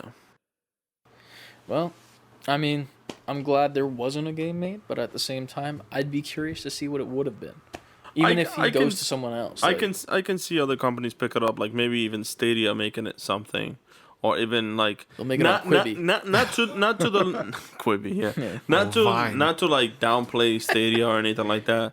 But in the matter of fact, it's like there would be another like company out there. They'll be like, oh well, just because of the name, we might be able to get something. So not saying that there's gonna be a company out there that's gonna be money hungry and then pull that project in with hopes of getting something. Best believe there's a company that will do right, and that's the thing. It's like there will be. Fuck the Oscars guy, because I feel like with how outspoken that guy is, like it's a similar track record. If you look at it, it's like dude came out of left field with that A Way Out game. It was dope, and then he straight up like went off on fucking an award show, like literally went off saying "fuck the Oscars." Like I don't even know his real name because of how infamous that scene is, and that's the sad part. And like, But like then he's putting out this new game, and it looks fire as well. Sure. What would lend itself to this kind of guy, this personality? It's the same personality. It's like you have Kanye, but in like a foreign sense, pretty much whatever nationality he is. Right. Like you put those two together in a room together, gold's coming out. Yeah. So I can see that. I could see that. Yeah. I would love it. As long as The Way Out is on Hazelight Studios. Yes, Hazelight Studios. Yeah. The director was. Is it's this him? Joseph Ferris? Joseph Ferris, I think. I really don't know his name. That's a director. I'm assuming that's the guy. I could not tell you, and that's the thing. Like, I could not tell you his actual name. If you show me a picture, I'd be like, yeah, that's the guy. But either way, like, it's interesting to see. Oh yeah, this is the guy. It's the guy. As soon as his picture came up. Yeah. Fuck the Oscars. Yeah, Joseph Ferris. Love I think like-minded people work well, but him going to a big company expecting his idea with the way that he is acting to be just as big as what the company is, ain't gonna happen. It ain't gonna happen. Yeah, but yeah. As far as news goes, Nintendo really is a monster. I just want to put it out there. They are a Gigantamax Pikachu. Yeah. I still can't get over that. But other than that, that's most news we got this week. We can get into the follow-up viewer question we got this week, and then we can talk about Last of Us 2 for a bit. Yeah, we'll go for it. We got a follow-up that Ant will read in un momento. CLD, once again, from Twitter, says, you guys didn't like the Polygon list. So what's your list? What's your list for the top 10 games released this year? Oh, man. So I'm going to say... So are we doing... I can't do 10. I don't know if I can do 10 either. I'm going to do 5. Let's do 5. I'm sorry. But let's CD? do CD, right? our CLD. Cobra Darkness. No, CD is the bad video game company. Yeah. CLD. Listen, CLD. We're going to do 5 because... But we'll do our own. Yeah, we'll do our own. And then you get technically 15. Look at that. Math, you get more. Yeah. God damn. Math, you get more. So... We got to make some ground rules for this. Does it have to be games that came out in 2020 or games that we played in 2020? Are we doing 20? If we're gonna do the Polygon, we should do 2020. I feel like if he's relating it to the Polygon list, it gotta be. I mean, Among Us is on that list, and that came out in 2018. Yeah, true. Just saying. I know that's like a little bit of an exception, but like, in fairness, you're right. We can also just say no. Like, if I played fucking like Spider-Man on the PS1, like, yeah, go fuck yourself. That's not a 2020 game, but. Right. I have a us general. Just do 2020 since we're only doing 5 anyway. Yeah, let's do 2020. So number 5. Oh God. Anybody got their number 5 locked and loaded? Yeah. What is it? Is it like shoot like McDonald's something foot lettuce? It's Burger King. Burger King. Foot lettuce. There you go. I still don't know what that's from. It's a YouTube meme. Yeah. What's your number 5? We'll go 5. We'll go all around the table, do our 5s, and then we'll do 4 to Number 1. 5 from 2020. Number 5. Jeez. Who's locked and loaded? I'm not locked and loaded yet. Go ahead, Ant. You shoot it, because I actually don't remember what games came out this year. Warzone. Warzone for number 5? I played a lot of Warzone. Okay. So this And is I'm like not personal choices, not even like... Yeah, he said our best game. list. Okay, Yeah. cool. Yeah, our list. Oof. No, I don't know, man. I'll go my number 5. Yeah, go ahead. My number 5 is going to be Among Us. Straight up. Because while I didn't play it a lot this year, when I did play it, I had an amazing time.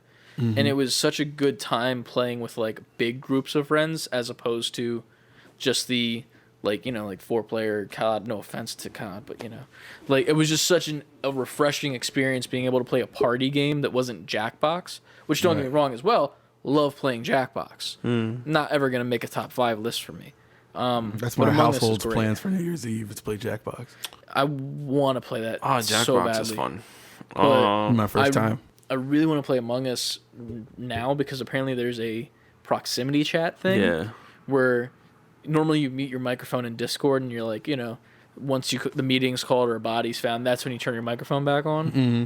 There's this new thing in which, I don't know if it's a plug-in or something, but your mic is always on, but if you're near the other person, you can hear them. Oh, shit. Yeah. So, like, I could be with Nico up in, like, this top area, and, like, I'm the bad guy, and I'm like, yo, Nico, I'm gonna fucking kill you. And then, like, you could be at the bottom, like, just within reach to hear me. Mm-hmm. And then I'll kill Nico, and then you could just walk up and be like, hey, here's the body. I heard him say it. Right. And, like, it's such a cool thing. That is cool, actually. And I love it. And I haven't played it with it yet, but I can't wait to try it because our friend group, there's like a couple people that just want like the microphones on the whole time, and I'm like, this is just not fun. Like if you're a bad guy, but if you have proximity chat, if you have proximity chat, it's a fucking please great let me know time. when y'all play. I want to finally get it on. We'll jump in there. We'll play soon, probably. I would be surprised if we didn't play soon. But yeah, that's my number 5 this year. I think. All right, so I think for my number 5, I'm gonna give it to Genshin. Okay. My number 5. Like I'm surprised it's not 1 for you. No. It's number 5 due to the fact that 1, I haven't played it a lot, and 2, bullshit. Time. Bullshit. No, I haven't. I played, I think, at most out of the whole time that I've actually downloaded it since its release, I've played at most 4 hours. Because I've literally only played about an hour every night or so. I've seen your Discord status be Genshin Impact for so long. Listen, you're gonna see that up at times, and I won't be playing Genshin because it has an actual login screen which will stay open. So you just leave it up. It's just there. I feel it. Okay. So I'm not as mad now. So in reality, actual gameplay for Genshin, I've played at most anything between 5 to 6 hours. Okay. Since its release. So does it have a story, or is it just straight up? No, it has its own story. You do have side quests. It has like a main underlining story that actually has an extended piece to it. So like the content that's still being created to it, it's still adding to the main story. So it's not like it's an unfinished story. It's just he ends up adding more flavor context to it to where it just makes it a full blown story that continues on. I'm down with that. So it's a growing story, which is cool. But I'll give it a 5. Solemnly for the reason that it is a big game. Oh yeah. Like 11 gigs, and it took my computer 8 hours to install. Shit. So I don't even know if I want to try and play it now because it's going to take me a while. So it does play well. It's great. It brings me back to Breath of the Wild, even though I played it by borrowing it from a friend. Play that too. Fuck. But yeah, I think I'll give that my number 5. Okay. Is it weird that I want to add a game to my list that I didn't play? No. That I just know is really good and it's Ghosts, but I didn't play honorable mention. I never even played it, so I'm not going to put it on. We'll do one honorable mention because I actually I didn't play it. Yes, it's an honorable mention because you recognize how good it is, but you haven't had the chance to. So it didn't make the 5 for you specifically, but it's an honorable mention. Right. You know what I mean? Like I feel like that's good, right? Yeah, I think that's good. I'll do that too because I have one. Ghost is in my honorable mention just because I knew it's one of those games like I know this is amazing and I just haven't touched it. It's fucking great. I need to play the story again because I love it. All right, so number 4. Who's my number 4 is Streets of Rage 4. Okay. just because I love. It took me back to a time like to those classic brawler Sega Genesis days, and it was one of those games where it's like they can't fuck this up. This cannot be bad in any way, or it's an immediate dud because you have to live up to this legacy. Right. Streets of Rage 4. Honestly, it's the best Streets of Rage game, and they made it in 2020, which is nuts to me. Wow, yeah. For a game that came out in 93, 4, something like that. Streets of Rage, I've beaten that game 3 times now. I beat it alone. I've beat it with friends. And I love Streets of Rage 4. All right. That's dope. My number 4 is probably gonna be I just completely forgot. Why are you looking at me I'm gonna forget like- that because you just made it your number 5. And Among I forgot Us. Yeah, Among Us. There you go. You're putting Among Us at 4? Okay, Yeah, okay. I think I put it at 4 just because like I had a lot of fun with friends, and it's like I had that much fun with friends, so I could imagine if Genshin would be just as fun All right. because you can have multiplayer. Yeah. All right. So I'm going to start with my honorable mention. My honorable mention I'm going to put at No Man's Sky oh, nice. because I played that for the first time this year. And I feel like it kind of made a resurgence this year. Right. Like, obviously, we could tell from the Game Awards, they won that one award, and Yeah. they were shocked. I played it once with the guys over at Haptic, and, like, I didn't play after that because Brett chose to switch his ship up with one of the ships that was on the planet, and it was a destroyed ship, Oh, so you have no. to fix it in order to take off And then again. you just stop playing. So he just said, no, I'm not doing this anymore. And then we just stopped playing, and I felt bad. But recently, I think it was actually 2 days ago, like when I got my Switch, my brother was looking at Star Wars Squadrons on sale, and he was like, man, I really want to play this, but it's just a flying game. And then he remembered that No Man's Sky existed, so he bought that and started playing it and like fell in love with it. And now I'm like, I'm probably going to play with him and like nice. get back into it because like I love how much they've done since like it was first released. Like it's like they fixed Cyberpunk pretty much. Like they completely fixed their game to where it's something that's super enjoyable with that underlying story. So it definitely makes an honorable mention, only just because I played it that one couple times, like maybe like 1 or 2 days, and then completely fell off the face of the earth. My number 4, I'm gonna have to say, shit, this is a hard one. Yeah, it's got to be number 4. It's gonna be Apex. Just because of how much I played it. I haven't played it in a while. The people I normally play with, one of them had some internet issues, so he hasn't been able to play.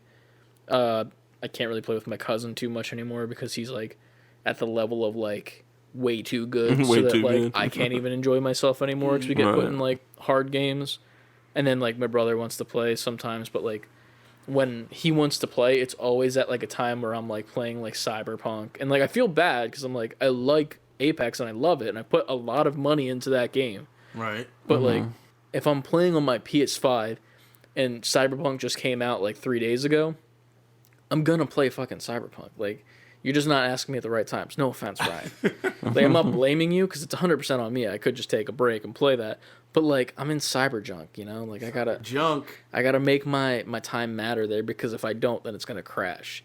So yeah, I'll put it there. I love that game. The events this year weren't that amazing. The new hero was fun. She's like one of my new mains.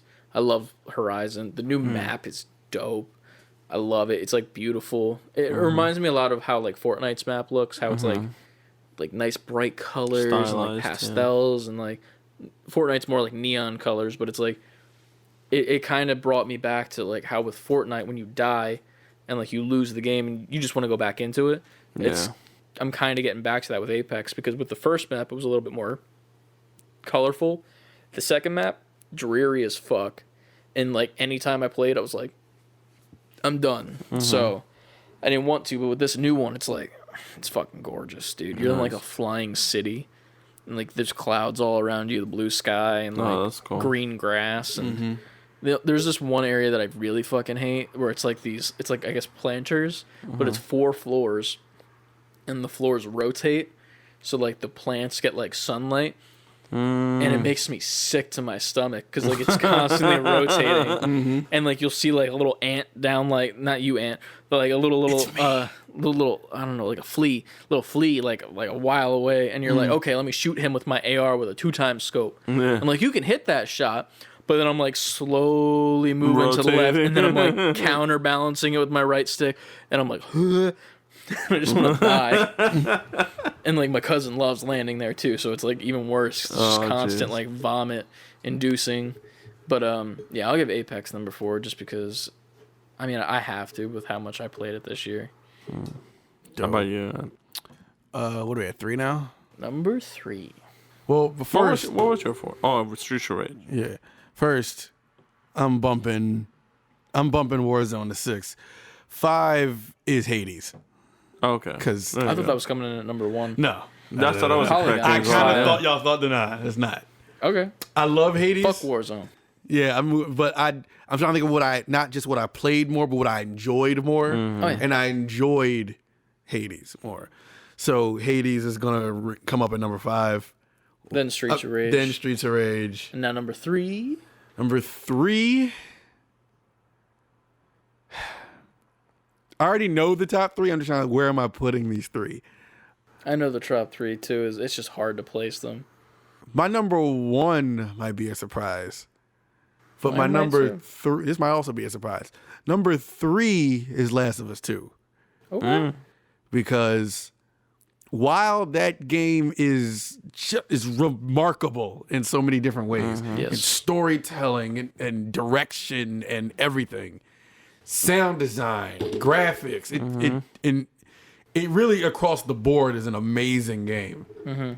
Like it could easily be, if you want to just go on like stats of like specs, it's probably the best game released this year. Yeah. Just on specs It alone. won the award for it. They don't need our award as well. Right. Yeah. Right.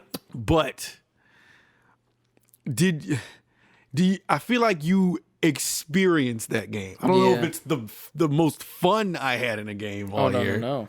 It is not. It was definitely the most It makes you feel the most. Yeah. And we'll get into that pretty soon. right.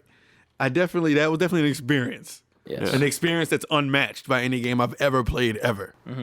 And that is why I'm giving it. But at the same time, you don't want to stop.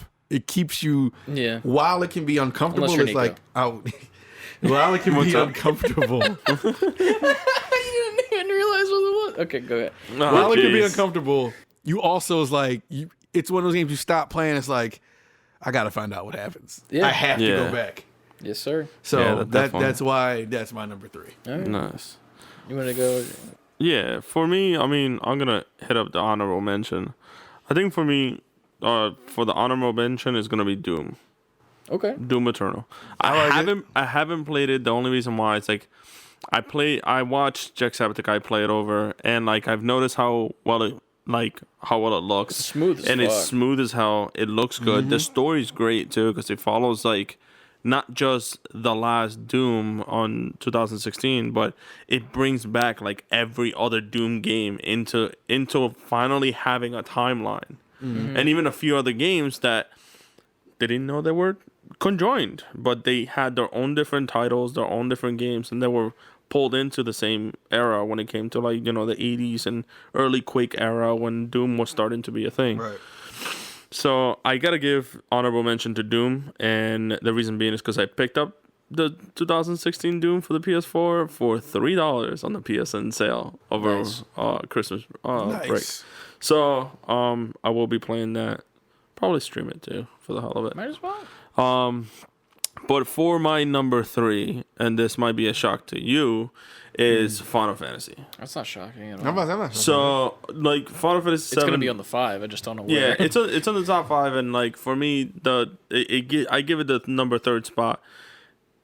For the only reason why is there was a lot of things that weren't explained, and I know why they did that. But within the game itself, if you wanted to pull in more of the new generation plus the old generation into a game that you've had so much content and love and passion added into it, there was certain things like that you missed the mark on. to like actually not just advertise, but to like draw in those people. So this came as a surprise to me, like when we played around with Chris and we told him, hey, you should play this game. And the first thing that he like retorted back was like, Cloud in a bee suit. I can't deal with that.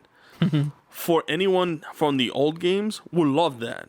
Right. You have to be a bit open-minded and know about what RPG games. I'm not open-minded. I was just like, fuck this. I'm not playing DDR and fucking. No. I mean about RPG games in general.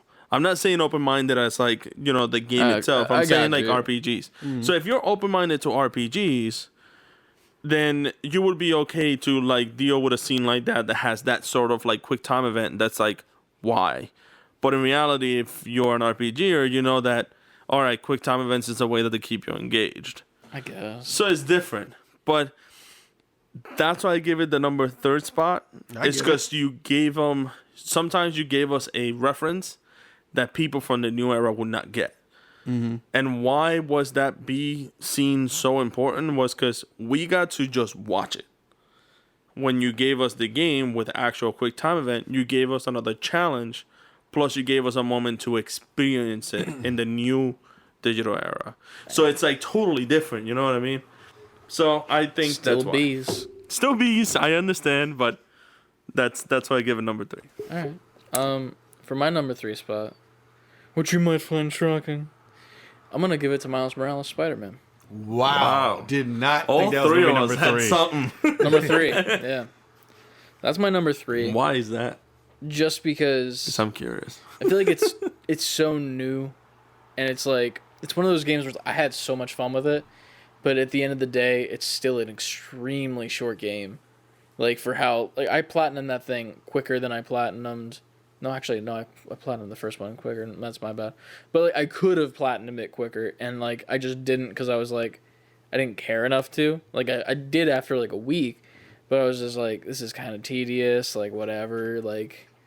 After you play through the story and like you have your fun, it's like, what do I do now? Mm-hmm, like, do I just swing around? Yeah. Do I just stop petty crime? Like, it was my same problem with the original Spider-Man. It's like once you complete the game, there's really not much to do except for play the story again. That's pretty much it.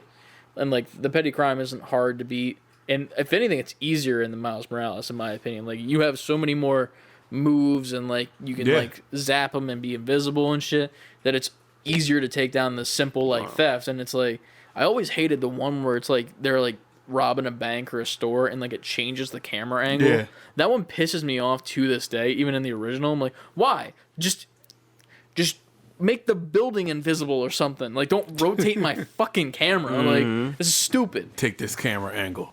And then it forces you with it. And like you don't know and if you're bad with depth, then you're just like, where am I? Am I hitting this guy? And you're not. And then you get shot and you're like, shit, there goes my combo.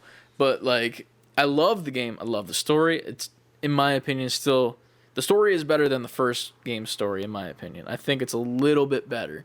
Just slightly edges it out because it's more of like a passing the torch story, and those kind of hit home with me a little bit more than just what the first game was of just overcoming the odds, which we've seen a million times. Yeah.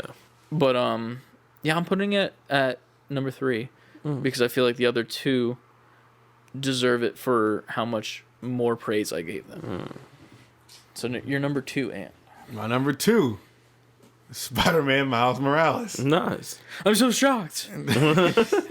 I give it number 2 because it was able to do for the kind of the reason you gave it number 3. Yeah. It was able to do so much in a short time, and it kind of fits. Personally, it fits my lifestyle more because if you can give me that in a short burst. How long was it? 10 to 20 somewhere in there? 17 hours. 16, 17. You can give me all of that in the time that it took, and because I don't have a whole lot of time like video games. Yeah. So by the time I sit down, if I can keep getting these bursts of an amazing game, and by maybe the 4th, 5th night I sit down, it's over. For me, that's perfect for me. Yeah. For the way like sense, my life is set up. So it's just like this. Plus, I mean, everybody loves the first one. This one is amazing. Story, like you said, it's better than the first one. And it was just fun. It's snappy. It's fun. Just fun segment after fun segment after it gets tedious if you want to do everything. Yeah. But if you're just making your way to the end, getting things as you go, it's just bursts of fun over and over and over and over. There wasn't a whole lot of super slow, like, moments. It wasn't a lot in the first one, but like those moments in the first one, you had to be like Mary Jane and sneak around. Dude, and those missions sucked. Exactly. Like, the only cool part was like, hey, Peter killed this guy. And I was like, ooh, look at that. There he goes. Yep. Right. And then that was it. Like, I don't want to play as Mary Jane, man. What the hell? And then like the humor in this one, like when you got to go to the training segments with Peter, like those are fun. It was just a lot in a short time, but it didn't seem rushed. Yeah, it wasn't very rushed. well It was just too paced. short for me with my style. Right. Which it makes so much sense Yeah, that we it makes sense, swap yeah. those two. Because I get 7 gym badges in 2 days. And Yeah, you're just yeah. like, Yeah. I'd be like, I got 3. you probably wouldn't get the 3. Just be like, I'm still Yeah. training. Yeah. I'm still in the I'm grass. in the first area. So yeah, with a household and a kid running around, and Yeah. I can only get a That's little good. bit a day. That was perfect for me. Hell yeah. So, Bumble. number 2. For number 2, I haven't played too many games. That's crazy. That came out in 2020.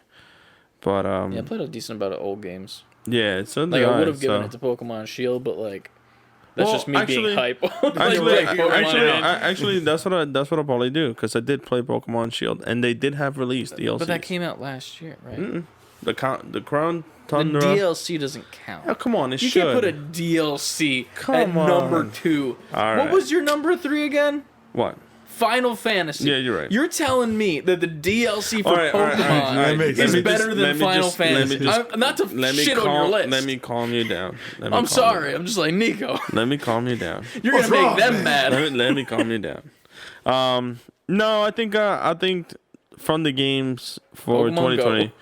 No, I'll give number 2 to Apex. I Okay. actually had a good experience with that. I'll put it on there. I had fun with you. I had fun with my man Julian, and just wanting to get back to that and try to get like more into it. So I think it's a split number 2. It's gonna be Apex Fortnite, because I had a Just ton of that, fun like- playing it with you guys. Yeah. I'll accept So that. I think I'll give it a split 2, just for the fact that I had fun with you guys. Doing the stream was funny as heck, and then just trying to learn a PvP game that's not based on that's based on a shooter. It's more fast paced. It's something that I haven't really quite done, because Call of Duty, the last PvP for shooter that I ever played was Call of Duty 4 Modern Warfare. So it's like, You didn't even play Black Ops? You missed out on such good dude, games. I've never played any Black of those Ops 1, past Black 4. Ops 2, great. Yeah. Modern Warfare 2, you didn't play that? I don't work for No. 2. I remember that was a moment in Dude, time. just right the there. campaign of that. I don't even care about the multiplayer. No. I'm recommending So- this. You need to play the Modern Warfare 2 remastered story Okay. on I'll probably go PlayStation back 4. to that. I played. 100%. I think I've played a little bit of the original. At the time, the Modern Warfare was coming out, I didn't have like my own job to be able to get games. I feel you. So I used to play with my old friend from high school, Zach McCreary. If he's listening out there. Just DDoS him hello. real quick. Well, we haven't. Last 4 of his Yeah. social. But no, he was like he always got new games and everything, and it was Yeah. cool because the dude was a crack on freaking Modern Warfare. Like when I tell you he was like outrageous, was like no scope 360 out the bat. Like every single Call of Duty game, the first thing he did was master that, and he knew everything. So like it was amazing. He always taught me how to play. I flipping suck at everything headshot, and this kid can do it at any moment. Nice. So I think going back to those PvP shooters, like, just gave me that nostalgia of like playing with him and like having some cool times, and just like the two of you and the rest of the crew, just Julian and them, and it's like, all right, I think I can get back to this. Yeah, man. So I'll give it a number Yeah. 2 on that. I really want you to play Modern Warfare 2, man. That's like probably one of the best campaigns of like my lifetime, up there with God of War. Oh wow. Like that campaign is just so good. Like that was I'll have probably to one of try the then. first games where I played a campaign and I was like, oh, this is what video games can be. and I was super hooked after that. Oh, dope. You're telling me that I don't have to pick a starter and then do the same story 8 times? But so for my number 2, again, might shock you, it's Last of Us 2 as my number 2 slot. Like Ant said, I'm not shocked by that. You'll be shocked in a second. Hold on to your seat. Hold on to your butts. So I agree with you, Ant, where it's like it's more about the feeling with Last of Us 2. Like even when I played the first Last of Us, and like we played as like a group, like before this was even a thing. Yeah. And like I hadn't experienced the game, didn't even play the first version of it, like where it was like not remastered or whatever. Remastered, yeah. And I was like, this sucks to play. Like it's the gameplay of it is like not the way I play games. Like I'm more of like a run and gun or like do like when it comes to like sneaky stuff, I like to be like more fast with it. Like like with Spider-Man, like if I'm doing sneaky shit, I like to like almost like combo my like like silent kills, even though that's not a thing you can do, but whatever. With this game, it was just like super slow, and like it always gave me that feeling of like when you're playing hide and seek, and like you're like trying to stay quiet, and you're waiting for that person to come find you, but you gotta pee. You know that feeling. I know exactly what Like, you mean. and you don't have to pee before you play. But then like right when you hide, and you're like settled, and you're like, okay, cool, this is the best spot ever, and you're like curled up in your little ball, and you're like, shit, I gotta pee really bad. Yep. And then that's the point where you're just like, come find me, please. And then when they find you, you don't have to pee anymore. And it was that game to me. Because, like, the whole time I felt like not actually was like I was going to pee. I was just, I felt like all, like, the gameplay stuff, I was just, like, in that anticipation mode of, like, oh, God, oh, God, oh, God. And then right when the cutscene happened, I was just like, oh, okay. And like the cutscenes I loved more than I loved the gameplay. Like the gameplay was annoying to me most times. Like when I would just be like, oh yeah, I have to like clear this whole room that is tiny as shit with all of these clickers while also not getting noticed by the clickers at the same time. Too much. But with Last of Us 2, it's the same situation with like a bigger span. Like I remember clearing out the what's it called? The hunters, the dudes who used the whistles, that like shipping container unit. I hated that level because there was like zombies that were like sneaking through the fog, and then there were also the whistler dudes. I'm like, dude, just let me go. And then the hammer people would come up and just be like, like, who are you, Zarya? Leave me alone. Yeah. Right?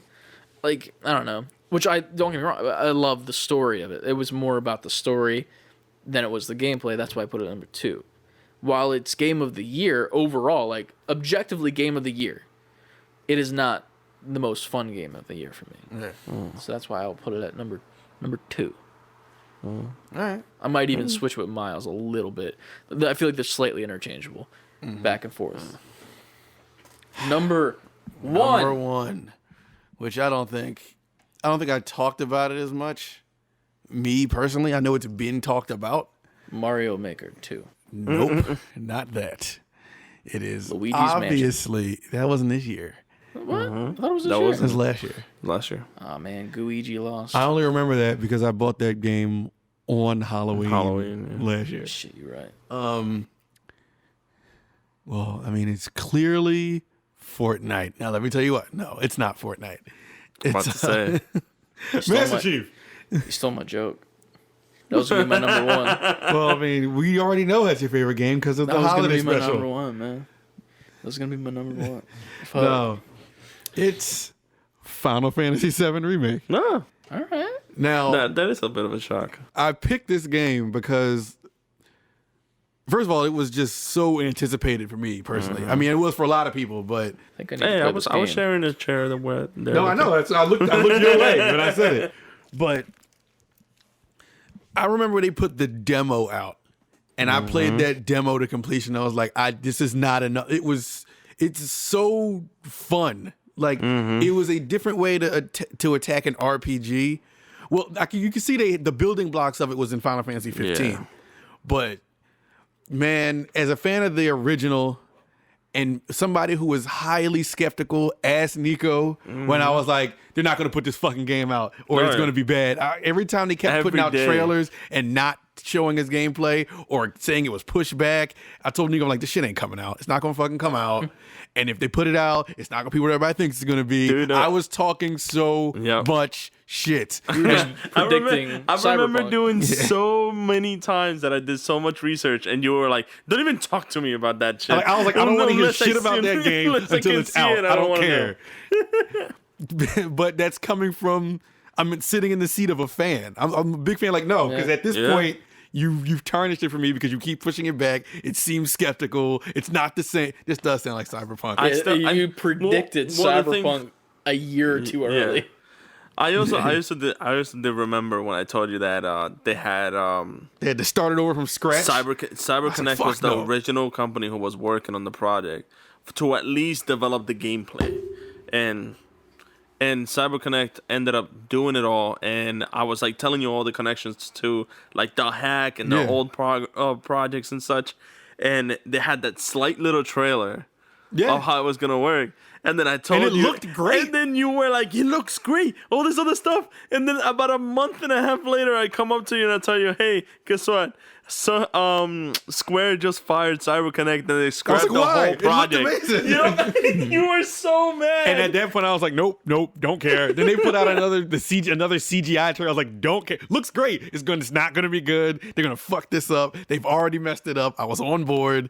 But anyway, so they put that demo out, and I told Nico, I was like, I don't care until I'm playing it or until I see some gameplay footage. And they put the gameplay footage out at that E3, and I was like, this looks fucking great. This looks pretty fucking amazing. So then they put the demo out, and I played the demo that night, and I was like, I need this now. I need it right now because it played like something.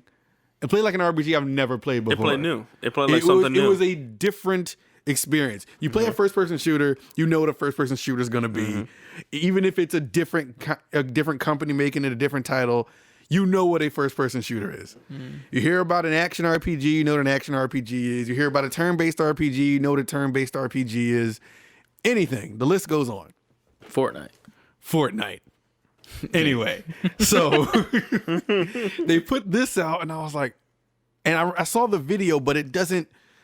The trailer didn't. It wasn't a one-to-one. When you actually are playing it and you feel how kinetic it is, how quickly you can swap characters, how quick you can get to the action. Yep. It's not like an RPG. It's not a sit around and wait RPG. You're responsible for everything happening.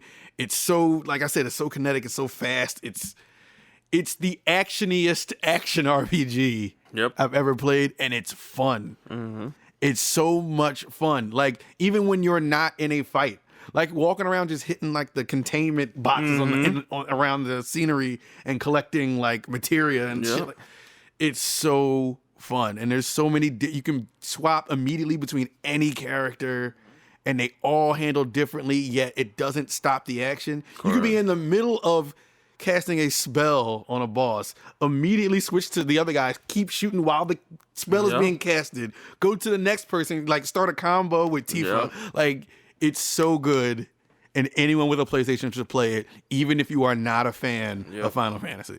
You will get a totally different and brand new experience. And on top of the fact of just, the nostalgia of it all, like look at my fucking background on my phone. Yeah. It's fucking Cloud as a Dragon Ball Z. Like, it's like, So what I'm hearing is I should probably play this game. you should Yes, play the you game, should and play you this will game, not be tainted by it being a Final Fantasy. Yeah. I know you're not into Final Fantasy. It's not that I just never played one. Yeah, like you'll definitely get a full blown different, absolutely different experience than anything else. Now, there's a bunch not of opposed. criticisms you can make about this game.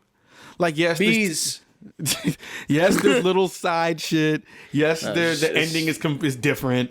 Yes, all of that stuff, but it does not change the moment-to-moment action for me. The story is engaging enough. It's not the perfect story. Right. It's not Last of Us levels of storyline, Right. but it's fun. It's fun, and it's addictive as well. Yeah. Well, you also gotta remember the story doesn't let itself to also tell you this is the end.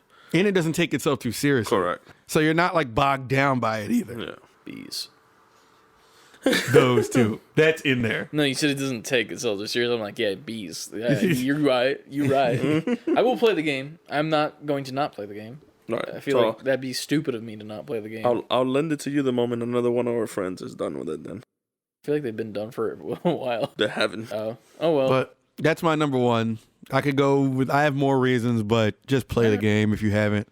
And Nico, what is you? What's your number one? I'm gonna go with Chris first because my number one is gonna lead to another one, to another segment that we have coming up. Oh wow! Oh, that spoiled it. Yeah, I didn't know what it is. Now. So I was like, what could it be? Oh wait, we definitely said. We said that. Anyway, see, if Fortnite is my favorite because I got to play as Mando in Star Wars. No, I actually did have a lot of fun. I'll put that while I use my honorable mentions already. I'm going to double stack my honorable mentions and put Fortnite in there. Just split it. I haven't played it since we played it that one night, but I had so much fun with it, just getting back into it. So that is at least in the honorable mention cat. I feel like that's an honorable mentions for all of us slightly, because like we all just had a good time playing with each other. Like in all of our lists, we've had a game that's just been like it's a game we've played with each other and we've had a good time with friends, as opposed to just being like it's a great game. So veering away from that, Ghost of Tsushima. That game. I have to play this. I have to. It's on my next to go. Let me tell you, It might just moved up to my next to go. Such a good time with that game. I would have beaten it and platinumed it quicker if it were not the amount of times that I just stopped to go into photo mode and just like marvel at how gorgeous it was. And then the story, while it's not like amazing, it's a very simplistic story. Like ironically, it goes against what I said with Miles Morales and how it's like, different kind of story than I like. Like it's very simple, like cut and dry, like it's a samurai movie, pretty much, with a little bit of twist and turn and like whatnot. But like it takes you on that journey in such a cool way and such a fun way that gives you the choice of how you want to fight your way through the story. And that, like, in turn, changes certain aspects of, like, the way the world is reacting to how you're acting and behaving, which is so cool. And, like, personally, I've only played it through one way, where I just sneaky kill people, because I love sneaky killing people. Like, just crouch walking up to, like, a Mongol, and then leveling up my, like, little Shoto blade, and just pulling it out of my, sheath, and just super fast stabbing it into the guy's ear, and that guy just going down like a sack of shit. So satisfying. Not that I'm serial killer. It was just such a good time, like clearing these camps of all these Mongols that are like taking over Tsushima and trying to like kill all these people. Like there's literally scenes where like they're just murdering townsfolk for no reason and being dickheads because they're like, yeah, we want this place. It's our place now, which is whatever. And then the whole like inner family rumblings is like so good. The amount of customization that you can do to make yourself look different, and the armor choices and the sword choices, the way you get the swords, the guiding wind, dude. Everything about the game is dope. The only thing that's like kind of funny, my favorite part is the horse and how you can like belligerently beat the shit out of the horse and be a dickhead to the horse pretty much. Like I would use the horse to like, if I'm say I'm like up on a hill and I want to get off that hill, but it's too high, I would just yeet myself off the hill with the horse and then I would jump off the horse last second and I would just do a simple roll. My horse would like scream and it was like the most like terrifying sound I've ever heard in my life. Like, my God. Like legs all broken, all four of them facing different directions of the wind, and then me walking away for like 20 seconds and then hitting the whistle button, and then he's like, "Hey, how you doing, boss?" Like it's not great. Don't get me wrong, but like I loved it. Oh my God. Dude, everything about that game, and then the new DLC that came out with like the Legends stuff. Like I played it for a bit with my cousin a while ago. Haven't played it since, but like it was super fun playing that because it was all these like, I don't know, like it was like a mythical take on it, and you got to choose your play style through like the different like stances that you get in the main game, but it's a more focused way of doing it. But yeah, I just had an overall, that was the most fun I've had this year. Like that was the only game this year in which when I was like work from home for a bit, since I work telework, you know, we were home. That was the only game that I couldn't put down, so I would like have my work laptop in front of me, and like someone messaged me to answer a question, and then I like after I answered the question and had all my work done, I was like playing like at home because like I needed to play and I needed to have like be in this world, and then I'll just like pause it for a second in like photo mode, and like like the wind's still going and the sun's setting in my photo mode, and I'm like, okay, yeah, this person needs to do this to get their pay stub, blah blah blah. Okay, cool, you're good, okay, cool. Back to Tsushima. And I was just back in it, like there was no disconnect. I could just jump back in, and I was just in, and I was Jin Sakai, and like while it's the most fun I've had, it's one of those games where like I just keep want to play it. I want to know what happens next if something does happen next. Honestly, it feels like it's gonna be a one-off, but like I'd love to see like sequels or like. Give me like different characters in the world, something, because it was just so much fun. And then like playing it in like you can play with the Japanese voice actors, and it's just as good as the English. And then there's the one where you're playing with Japanese voice actors, but it's black and white, and it has like film grain on it to look like an old like samurai film. Like, oh, dude, You're about to make me turn this shit on tonight. Yeah, honestly, me too. Even just like 5 minutes of gameplay of that, it's just like so much fun. How long is it? Ballpark. Story or like do everything? Story. I'm out of the do everything league unless it's you Nintendo. You want to do everything, man. Trust me. It's worth it. You feel good when you finish everything with that game. All right, well, both. I would say it took me about a week to do everything, at least. A week. All collectibles, platinuming it, and doing the story. And then maybe like 3-4 days binging it. So like roughly 36 hours. All right, it's not bad. And like that's with like sleeping and then existing as a human in the meantime, which is always the boring shit. Yeah. So stuff we don't want to do. Stuff we don't want to do. Except for the sleeping part, got to do that. You can mainline it if you want. I don't recommend it. Just because you'll lose a lot of the experience, I bet. It's more of an experience. It's like The Last of Us, where it's like how it makes you feel so much in like such a short amount of time, but also it's not a short amount of time. This is like you can get through it and just get the story and be like, yeah, it was just a normal, whatever. Well, I've heard that too Japanese about that game. But like if you just take the time to like marvel at how gorgeous the game is, and then like choose how you want to fight people. If you want to be straight up samurai and be like, challenge me. And like you can do that. You can literally just like ride up on your horse and like there's like a bunch of Mongols like pestering like a farmer at his like cart, and you can just hit square and be like, fight me, and then like y'all just square up. And like cool. You just gotta hold your sword at the ready, and like right when they're about to attack, you just gotta let go, and then you just slice that motherfucker in half. Oh, that's dope. And then you can like level it up so it's like you can do multiple in the same sequence. So it's like you can do, I think you can do up to 4. And like normally there's 5 Mongols at the scene, so you can get all 4 of them and slice them all one-shot kill. And then the last guy's just like, ah, ah, and like Jackie Chan Adventures like, bad day, and just runs away. And then me being a dickhead, I'm like either grab my horse and just like chase after him for like a mile as he's running, and then just like whap one time, or I'm just like pull my bow back and I just let it go and let it fly, and I'm like, if it hits him, it hits him. If it doesn't, he got away. True. And he can go tell the rest of those NPC Mongols how I'm gonna fuck them up. You've sold this. You sold it. You sold it. Yeah, you sold this. It's such a good game, and it's funny because like I didn't pay attention to it at all when it came out. Like I didn't care. Yeah. Like it was the day of that it came out, and like the guys over at Haptic were like, I was like, "What do you guys want to play Apex tonight?" And they're like, "No, we're playing Ghost of Tsushima." I'm like, "What the fuck is that? Like, what is this stupid name thing that you're telling me about?"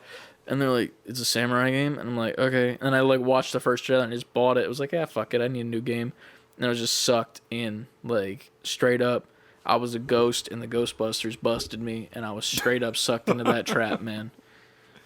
Very well worded. Yeah.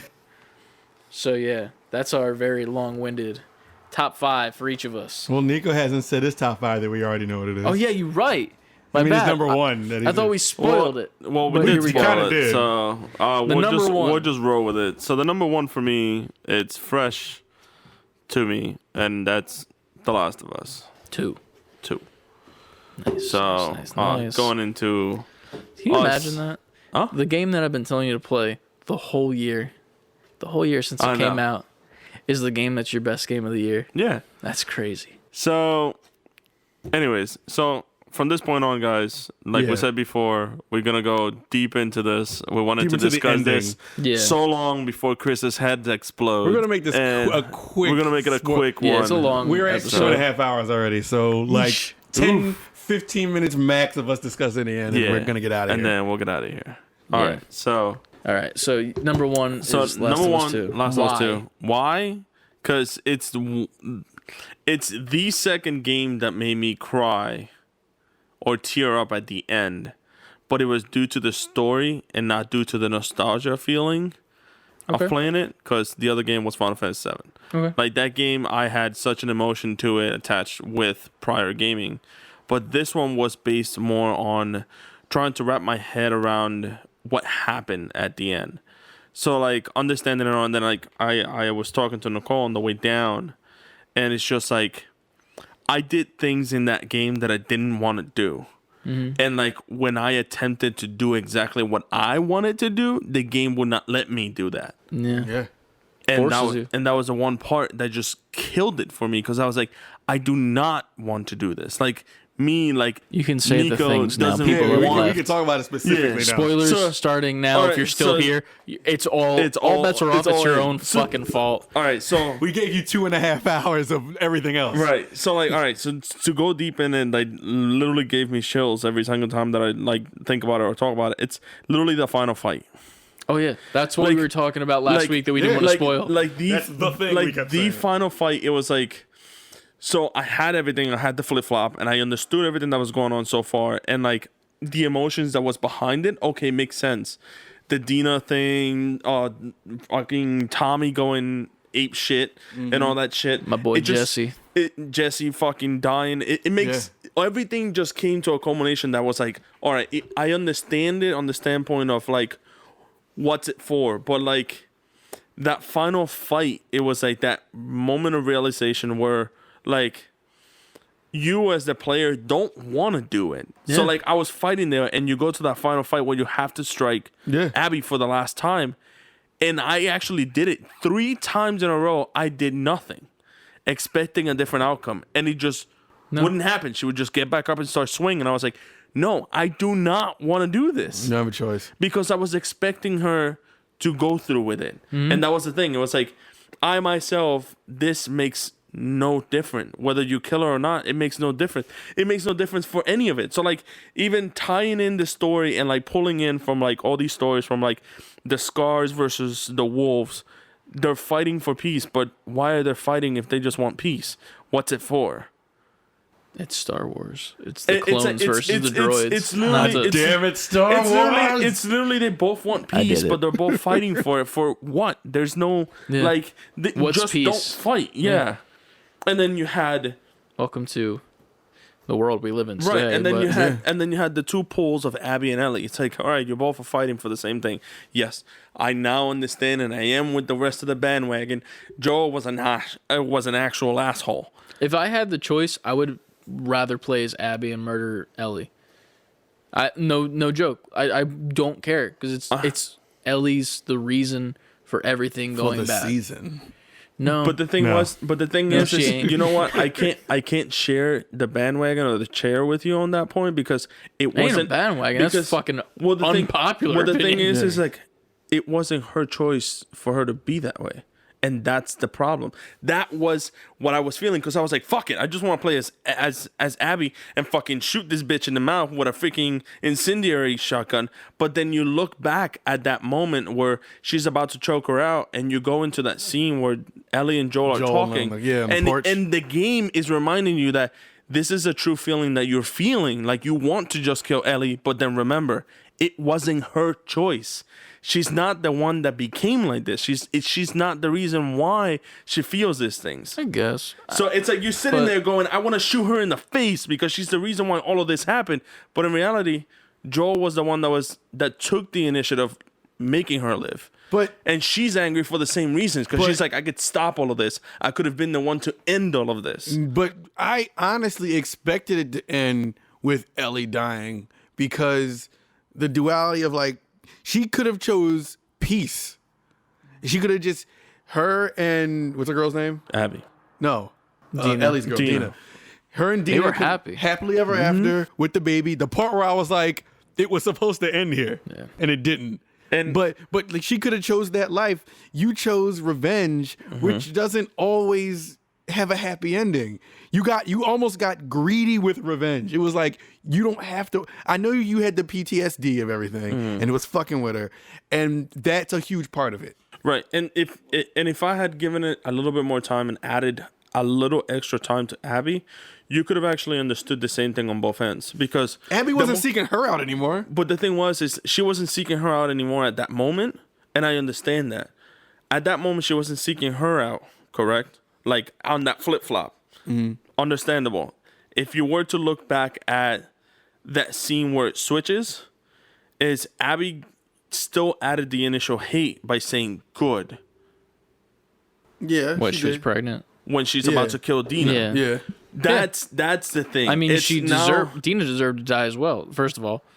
Because they killed the one chick who was also who pregnant. was also pregnant, correct? Yeah, and that's good. Yes, and that's good. right? And that's when I say yes. It is bad for Ellie to have had to go out there, but you also have to remember you having a person who's now not just afraid for herself because of what happened to Joel, but she went out and murdered all these people. What stops Abby to come back and kill Dina and kill JJ?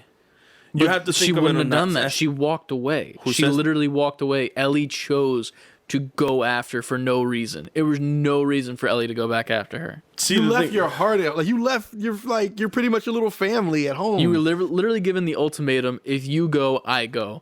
And then you chose, well, okay, well, I'm gonna go anyway because she killed Joel, and I can't let that happen. And it's not because she didn't go after to save Dina or to keep the child safe at all. She literally went out of her own personal greed of needing her to be dead because she lost But you know what so much. You know what I actually feel about that whole scene? I feel like Ellie went out to die. I wish she did. That's what Sorry. I mean. I mean, Not in sorry. the all honestly is that in that moment where Dina asked her to promise, my feeling towards it was that she couldn't promise it because she wanted to die. She Well, wanted yeah. to go out there to just be done with it. She's either gonna die with this pain and not bring it onto my family, or I'm gonna kill the bitch and still be alone, knowing that my family is gonna leave. But she went out selfish with absolutely everything because to she lose. left them her family heartbroken. Like The problem is that at the end of the day, when it starts, Ellie's revenge story is just because, oh, she killed Joel. We already don't know the fact that Joel killed her dad. That's already a thing. Whatever. We don't know that. Once we find that out, we're like, okay, well, there's a reason why Joel should have died. Cool. That's over with. Right. Ellie yeah, wanting nobody's defending Joel. Ellie wanting revenge after that, sure. Just go after Abby. But she didn't stop at Abby. She murdered every single one of her fucking friends along the way that just happened to be there to support their friend because obviously she was wrong. And then not only killing all of her friends, killing a unborn baby in the process. Ellie deserved to die there. But also think back on the flashbacks. I don't care. No. Fuck Ellie and her dinosaurs in the little- not even In the not spaceman even scene, then. fuck it. Not She even then. deserves to die. No, not even then. Think back on the flashback. Which one? There's like 80. If you see the one where Joel takes the initiative and goes up and kills the doctor and takes Ellie and goes away, what is the one thing that Marlene says at the end? She says you could take Ellie. You don't have to do this. But what did he do? He took the initiative to kill everyone that would have And he was harmed. punished for that. Correct. by And he getting murdered. By getting murdered, correct. And that's what Ellie should have also been. And that's what Murdered she was viciously. looking for. But then, look at it this way. She did get murdered. No, she didn't. No. Look at it this way. What is the one thing that keeps you connected to a person? It's something that you both share in common, right? I guess. Yeah. At the end, and this is funny because I got this back from freaking Lord of the Rings. She lost her 2 fingers, so she can't play the song anymore. Right. She lost full connections to Joel. And this is something that Nicole brought up when we were discussing the ending on the drive down from New York. She lost all connection to Joel. So not only did she lose her family, not only did she lose herself, not only did she lose like her connection to Joel, she technically is now destroyed. Who is she? She's nothing. No one else. Find out in Last of Us 3. Right, and that's what it Hashtag comes ad. down to is what's going to happen next. She's no longer I want her to die in the Do first we 15 really minutes. think there's gonna be a Last of Us? Yes. There will be. And why? I think it's better they just left yeah, like if this. they left it like this, will be 100% better. Great, it will be amazing. Open to interpretation, like. Do you know Right. why there will be, though? Money. And the reason, But I feel like, my bad, Nico. Right. I just feel like Naughty Dog doesn't have to prove it for the money. I feel Right. like they don't. they can make money. They can put out anything and make the Yeah. money. Money. like I think they They're have gonna fuck that story up. They make it they have two ways to pull from. At least to me, to my interpretation, they have two ways to prove this. One, the Rattlers are still alive. She didn't kill all of them off. Yeah, that's the one thing that I thought was random when I was referring to last week is that Abby was just kidnapped by like human traffickers randomly at the end. Like that was out of left field. That part, I'm agree with you with that because they came out of nowhere. Yeah. It was like, where were they the whole game then? Like we get like some sort of glimpse of hope of like, oh shit, Abby and I forget the kid's name. Lev, yeah. They find that house. They finally get like, the radio comms. They know where they're going. They're good to go. Right. Cool. But Then this, they get captured by these random human traffickers. right. But this is what I'm thinking. One, we're not sure who those radio people were. It wasn't the people that were No. human trafficking. No, listen. On the radio transmission when they were both talking, one, none of the codes said anything or it wasn't labeled that it was going to be Firefly. They didn't think it was Fireflies, did they? Yeah. I don't think they thought it was Fireflies. Abby said we They thought it don't was know. Ex-Firefly. Correct. And that's what she mentioned. And then she mentioned what outpost she was from. And the guy retorted back with saying, we're 200 strong. And if you remember, the Fireflies was a huge syndicate with a lot of outposts. We're 200 strong with 100 more coming. How do you know the total amount of people that's coming to your syndicate if you're not even mentioned throughout any other places? Even the people who are in the Fireflies think the Fireflies are dead. I mean, My thought process is It's a either cult. That's my thought process is these Fireflies are no longer Fireflies, they're Rattlers. 1, 2. If they have Abby or they had taken Abby in and now she's going straight to them, in a way they can. And this is the part that I feel like Naughty Dog might end up destroying the story is Abby ends up getting information taken out of her, and they find about Ellie. And then you have the Rattlers, just like the Fireflies, coming back to find her. I already know. And that's what I think is going to get destroyed. And that's my one No. thought. It's going to get cheesy. What they're going to do if they make a 3 is you leave off and Abby and Lev are taking the boat back to Yeah. where are they going? To wherever it is, the island. Yeah, we're going wherever Right. that is. And they didn't say who And those people are. Ellie went back home, realized they left, And now she's and- out wandering. and she's out wandering. You know what they're gonna do in 3 that's gonna piss me off? Is somehow Abby and Ellie are gonna like team up. That's what I was I'm gonna thinking. be like, no, you fucked it up now. That's what I was thinking. I was like, it's either going to be the point where Ellie's going to find out that Abby ends up having this or she's getting captured and all this other bullshit. She's either going to have to go into the freaking Clicker's nest to go and find her out from the Rattlers or the opposite. And I'm like, that's going to be a whole totally different debacle. Oh my god, do not make 3. Yeah. Don't make it. I mean, I wouldn't mind that. That would be such a interesting thing, though. Like, if you think about it, like, Well, because these right two now, people that just almost killed each other. Like, Well, straight up almost killed each other. Not- Like, right. both of them. Like, Abby almost had the upper hand for a bit, almost murdered Ellie. Ellie got the upper hand, almost murdered, and then just said, "No, I'm not doing this." These people, while they, I don't think I would call it mutual respect. They have this thing between them now. Now we're forced to like work together to figure something out. What is the thing that's got to be figured out? If I'm going to take a guess, it's the town in which Dina goes back to, which is the town we start in. Yeah. They are pillaged. Right now you have four big pieces of the whole story.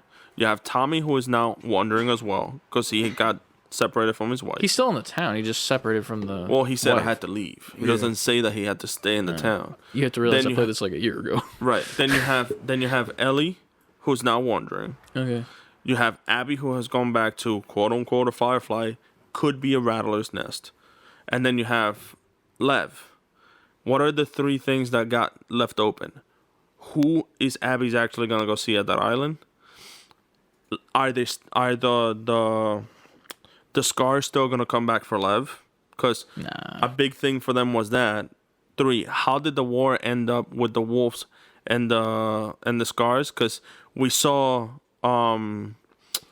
what's his name, Isaac, get shot, but we don't know if he's killed or not. Oh, he's 100% dead. He bled the fuck out. I don't know. There was plenty of doctors on the wolf side. I don't think Tommy should have survived the way he got That's shot. what I'm saying. Like, I was there's like, so when many. he came There's back so walking in many. the house, I was like, how? Yeah, there was so many open keys that I know they can pull from anyone. Like Isaac looking for revenge on Abby. 'Cause And Abby just was a where big the thing. hell Ellie's Where the going. hell is going? Where, all this other thing happening.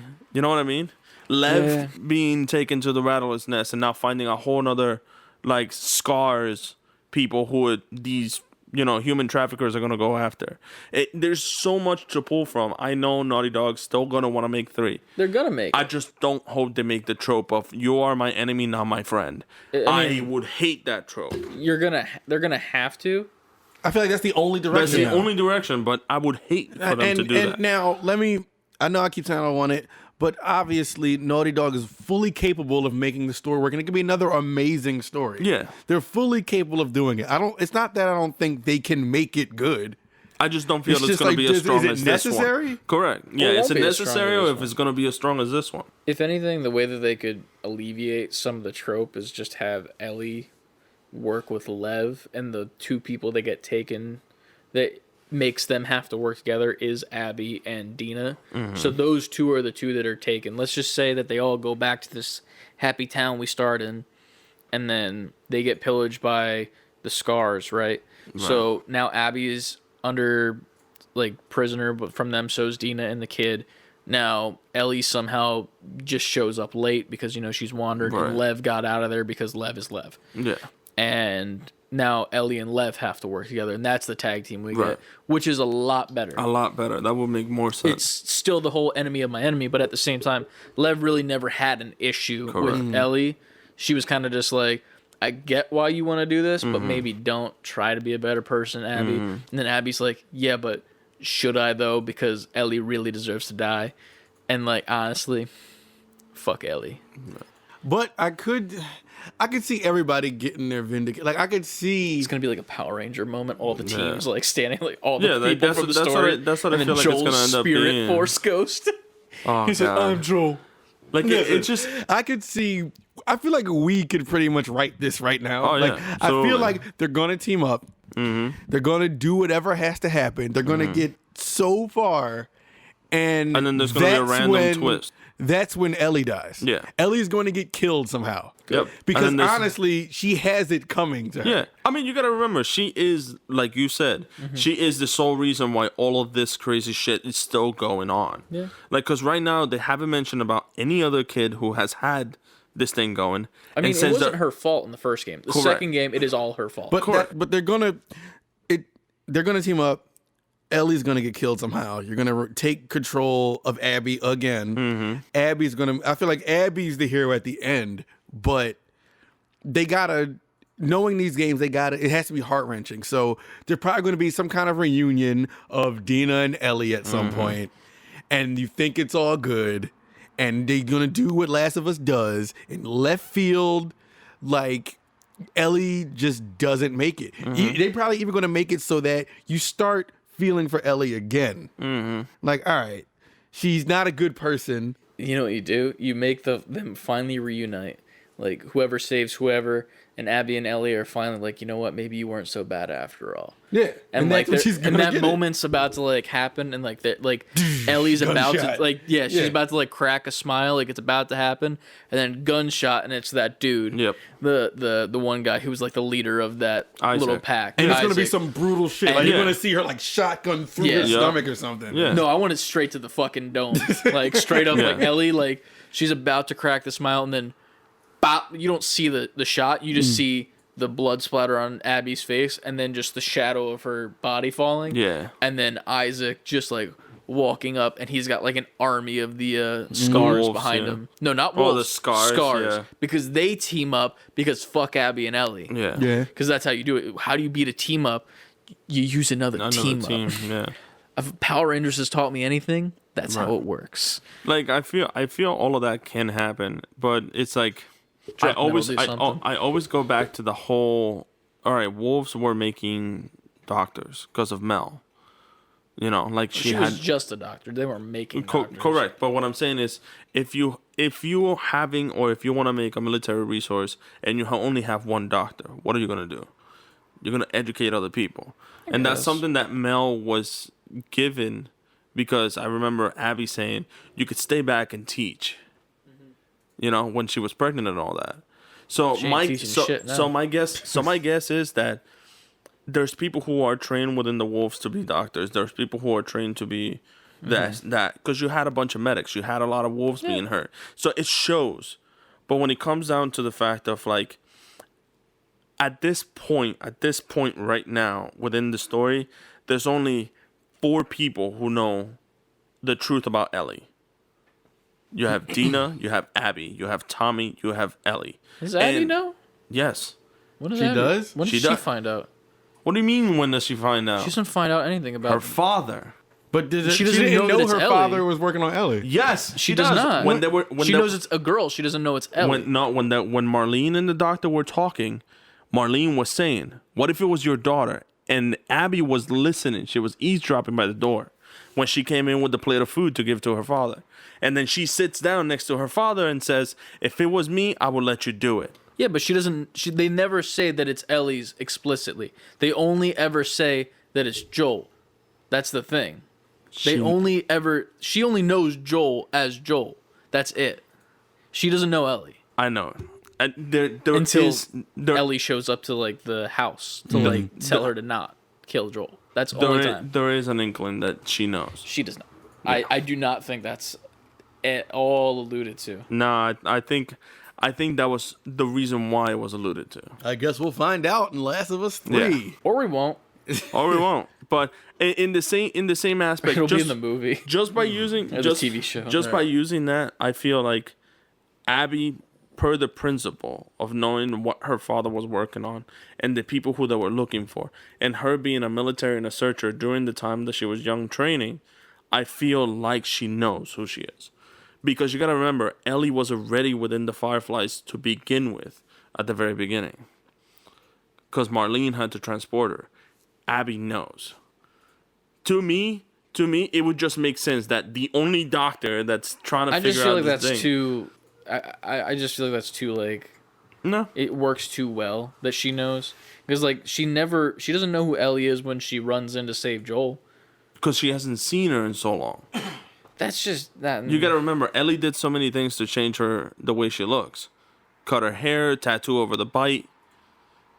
Yeah, so did Abby. She got swole as shit, but she's still Abby. Correct. She's still Abby. Yeah, she still had her own appearance. Person. She looks the exact same, but just a little bit older. But Ellie never saw Abby. That's the difference. Abby never saw Ellie. But Abby knew through her dad. But how does she ever say the name Ellie? She never. Yes. No, Marlene, she never says Ellie. Marlene and her dad were I'm talking. talking about she says, like Ellie, like when Abby meets Ellie. There's not a moment where Abby sees that girl is Ellie. Correct. So she doesn't know that girl is Ellie. She knows of Ellie being an existing person, but she doesn't know that person is Ellie. How would you not put 2 and 2 together? Because it's a fucking video game, and if you want to have a third game, that's how you have a plot. Well, no, you don't. That's how you do have a plot. Because by giving the set information to a set specific amount of characters, you can do whatever you want. Right now, if Abby has the knowledge of Ellie being the sole controller of being able to make a vaccine to the clickers, She wouldn't want to kill her then. She wouldn't want to kill her, but that would be the reason why she will be able to go ballistic and or go back to find her. Or get used to be fine. You see what I mean? If Abby is actually going and ends up going to a rattler's nest, the rattlers are gonna try and get her to say information if there is fireflies within them. And if that is actually a firefly like outpost, what stops you from them finding out where Ellie is? They know Ellie's still alive. The whole Firefly still knows that Ellie's still alive because Joel took her. I don't know. I You know just what I feel mean? like Like it's too. It works too well. You know what I mean? Like it's like. Well, why wouldn't Naughty Dog not do that if it works too well? Because Because really right now don't all of feel these like are Abby knows speculations. that. Everything's in the Yeah, air. no, Nobody I knows mean, anything. everything works too well. Yeah. If you go by the book of it works too well, then you could have ended Last of Us 2 way before it actually ends. Yeah. Like, It just works weird too, because like then why would Abby go after Ellie then? You know, if she knows that she's the cure, why would she try and kill her? You know, She wouldn't be just trying to because she kill killed her. her friends. Like if she's this smart, military chick, then she knows that her father died to keep this girl alive to pretty much take her brain out. Why would you kill that person when you could just use their brain to Left, Dina, JJ. Any of them get bitten, Ellie's gonna drop. Well, that's what I'm And be saying. like, She hey, can't yeah, I'll just they do can't it. just kill her. They have to do the procedure, and then they get the brain, and that kills her. Not kill her, Right, and then but they that's- get it. but Because if they that's- kill her, well, no, she ain't no that's- cure no more. That's what I'm saying. It's the fact of her That's how having they're gonna do 3. second chance of making the choice of saving people, giving her back that chance. Abby's the one who's going to be infected. Correct. That's what I'm saying. How they're gonna That's how they're gonna do it. So Ellie's not gonna get randomly shot. I mean, even though I'm still down for that, how they're Right. going Fuck that way. Abby. But Abby, Ellie. Fuck. Because that's But that's Ellie- the whole theme of Ellie's final spine. they could even is the still fact be that at she odds has in 3. Correct. And she's like, "Look, and you want to kill me? Do it like this and save everybody else." Correct. Done. and then that's- Abby's just like, nah, and just blows her brains out. Like Paints the that's ceiling. That's how I feel. That would be great though. Yeah, because That would be a that would dope ending, dude. Abby's just like, fuck the world, and then just blows Abby's brains out. Oh, I love Abby. Oh God. Abby's dope. Fuck Ellie. So Joel yeah, sucks so too. that's what I feel. I feel like that's what's gonna be in. Naughty Dog, hire us. Game industry just has to hire us at this point. We're writing these games for y'all. So that's That was that's my 2 thought hours. process. Our rate No, we're at is how 3 much? hours We're and at 3 it's the hours. longest Shit. podcast we ever had. Our rate is $4 million an hour. So Naughty Dog, we will we'll take that. We payment. await. Yeah, we'll take it. It So, works yeah. so many. There's so many options. Yeah. That's the thing. It's like there's the option of that Abby doesn't know who Ellie is. There's the option that Abby did know who Ellie is. It's a fucking tree of options. Yeah. That's just too much until we get forced to do it like we did when we were forced to try and drown Abby. Mm-hmm. But So yeah. either way, great yeah. game at the end of the Great day. Yeah. One Really- game of the year, so obviously. Yeah. So Yeah. it is almost 12 o'clock at night. Yep. The boys are tired. We'll pack this up hella fast. So I guess in the meantime, what y'all can do is you can go over to Instagram, and Twitter, and Twitch and give us a follow. It's at Save B4, the Letter B, number 4. quitting. And then you can also shoot us an email if you have any thoughts. If you think that our top 5 lists were kind of crappy, if you agree with any of our top 5 lists, Let whose us top know. 5 list do you think is the best? That's the question of the week. Answer the Yeah. question of the Yeah. week. Whose top 5 list do you think is the best out of the 3 of us? And we'll discuss that in the Yeah. next episode. well, Check us out on YouTube. Just got that new Christmas video out where you exchange some Christmas gifts. I won't spoil specifics of what each person got. Nico got some good ass shit. He did. oh yeah. I got some good ass shit. I haven't even used my I shit got yet. some good ass shit. Yeah, so there's good shit all around. Look at Yeah, that. it was good shit. That means that you should watch the whole video and give it a thumbs up. Dope. Please. Yes, go check that out. Other than that, there should be a playthrough coming soon of Jedi Fallen Order. There will be. It should be fun. Some more content, maybe some streaming of PlayStation games, maybe some Cyber Junk, maybe Yep, some yep. Pokemon Shield. Yeah. The list goes on. The list We got goes on. endless possibilities now because we might have procured a thing via Anthony. We won't. Yeah. We'll hype that up next episode, I guess, once we get closer to actually doing stuff. Yeah, Yeah. we got y'all though. But yeah. Other than that, what else? Well, Happy New Year. Yeah. Oh, yeah, Happy New Year. shit. By the time you hear this, it'll be New Year's Eve if you listen to it the day we release it. Yes. Yeah, man. And if not, And if not, if you listen to it later, Happy New New Year. Year's. Yeah. Yeah. It's 2021. Does that mean the world's back to normal? Everybody, rip off your mask, run into the streets, go back into the... Cough on someone. It's all safe now. So on my Don't do any of that. Yeah, right. Don't Make sure don't before do that. you do all that stuff that you do one thing. Yeah. And that is save before quitting. Yes. Your life. That's where it has to stop. That's not how it works, though. But yeah, just save before quitting. Don't do any of the other stuff that we said before. Yeah, please don't. Please. Wear a mask. Except for listening to this podcast and look out for our Let's Plays coming soon. Yes. Yes. Check us out. Save before quitting.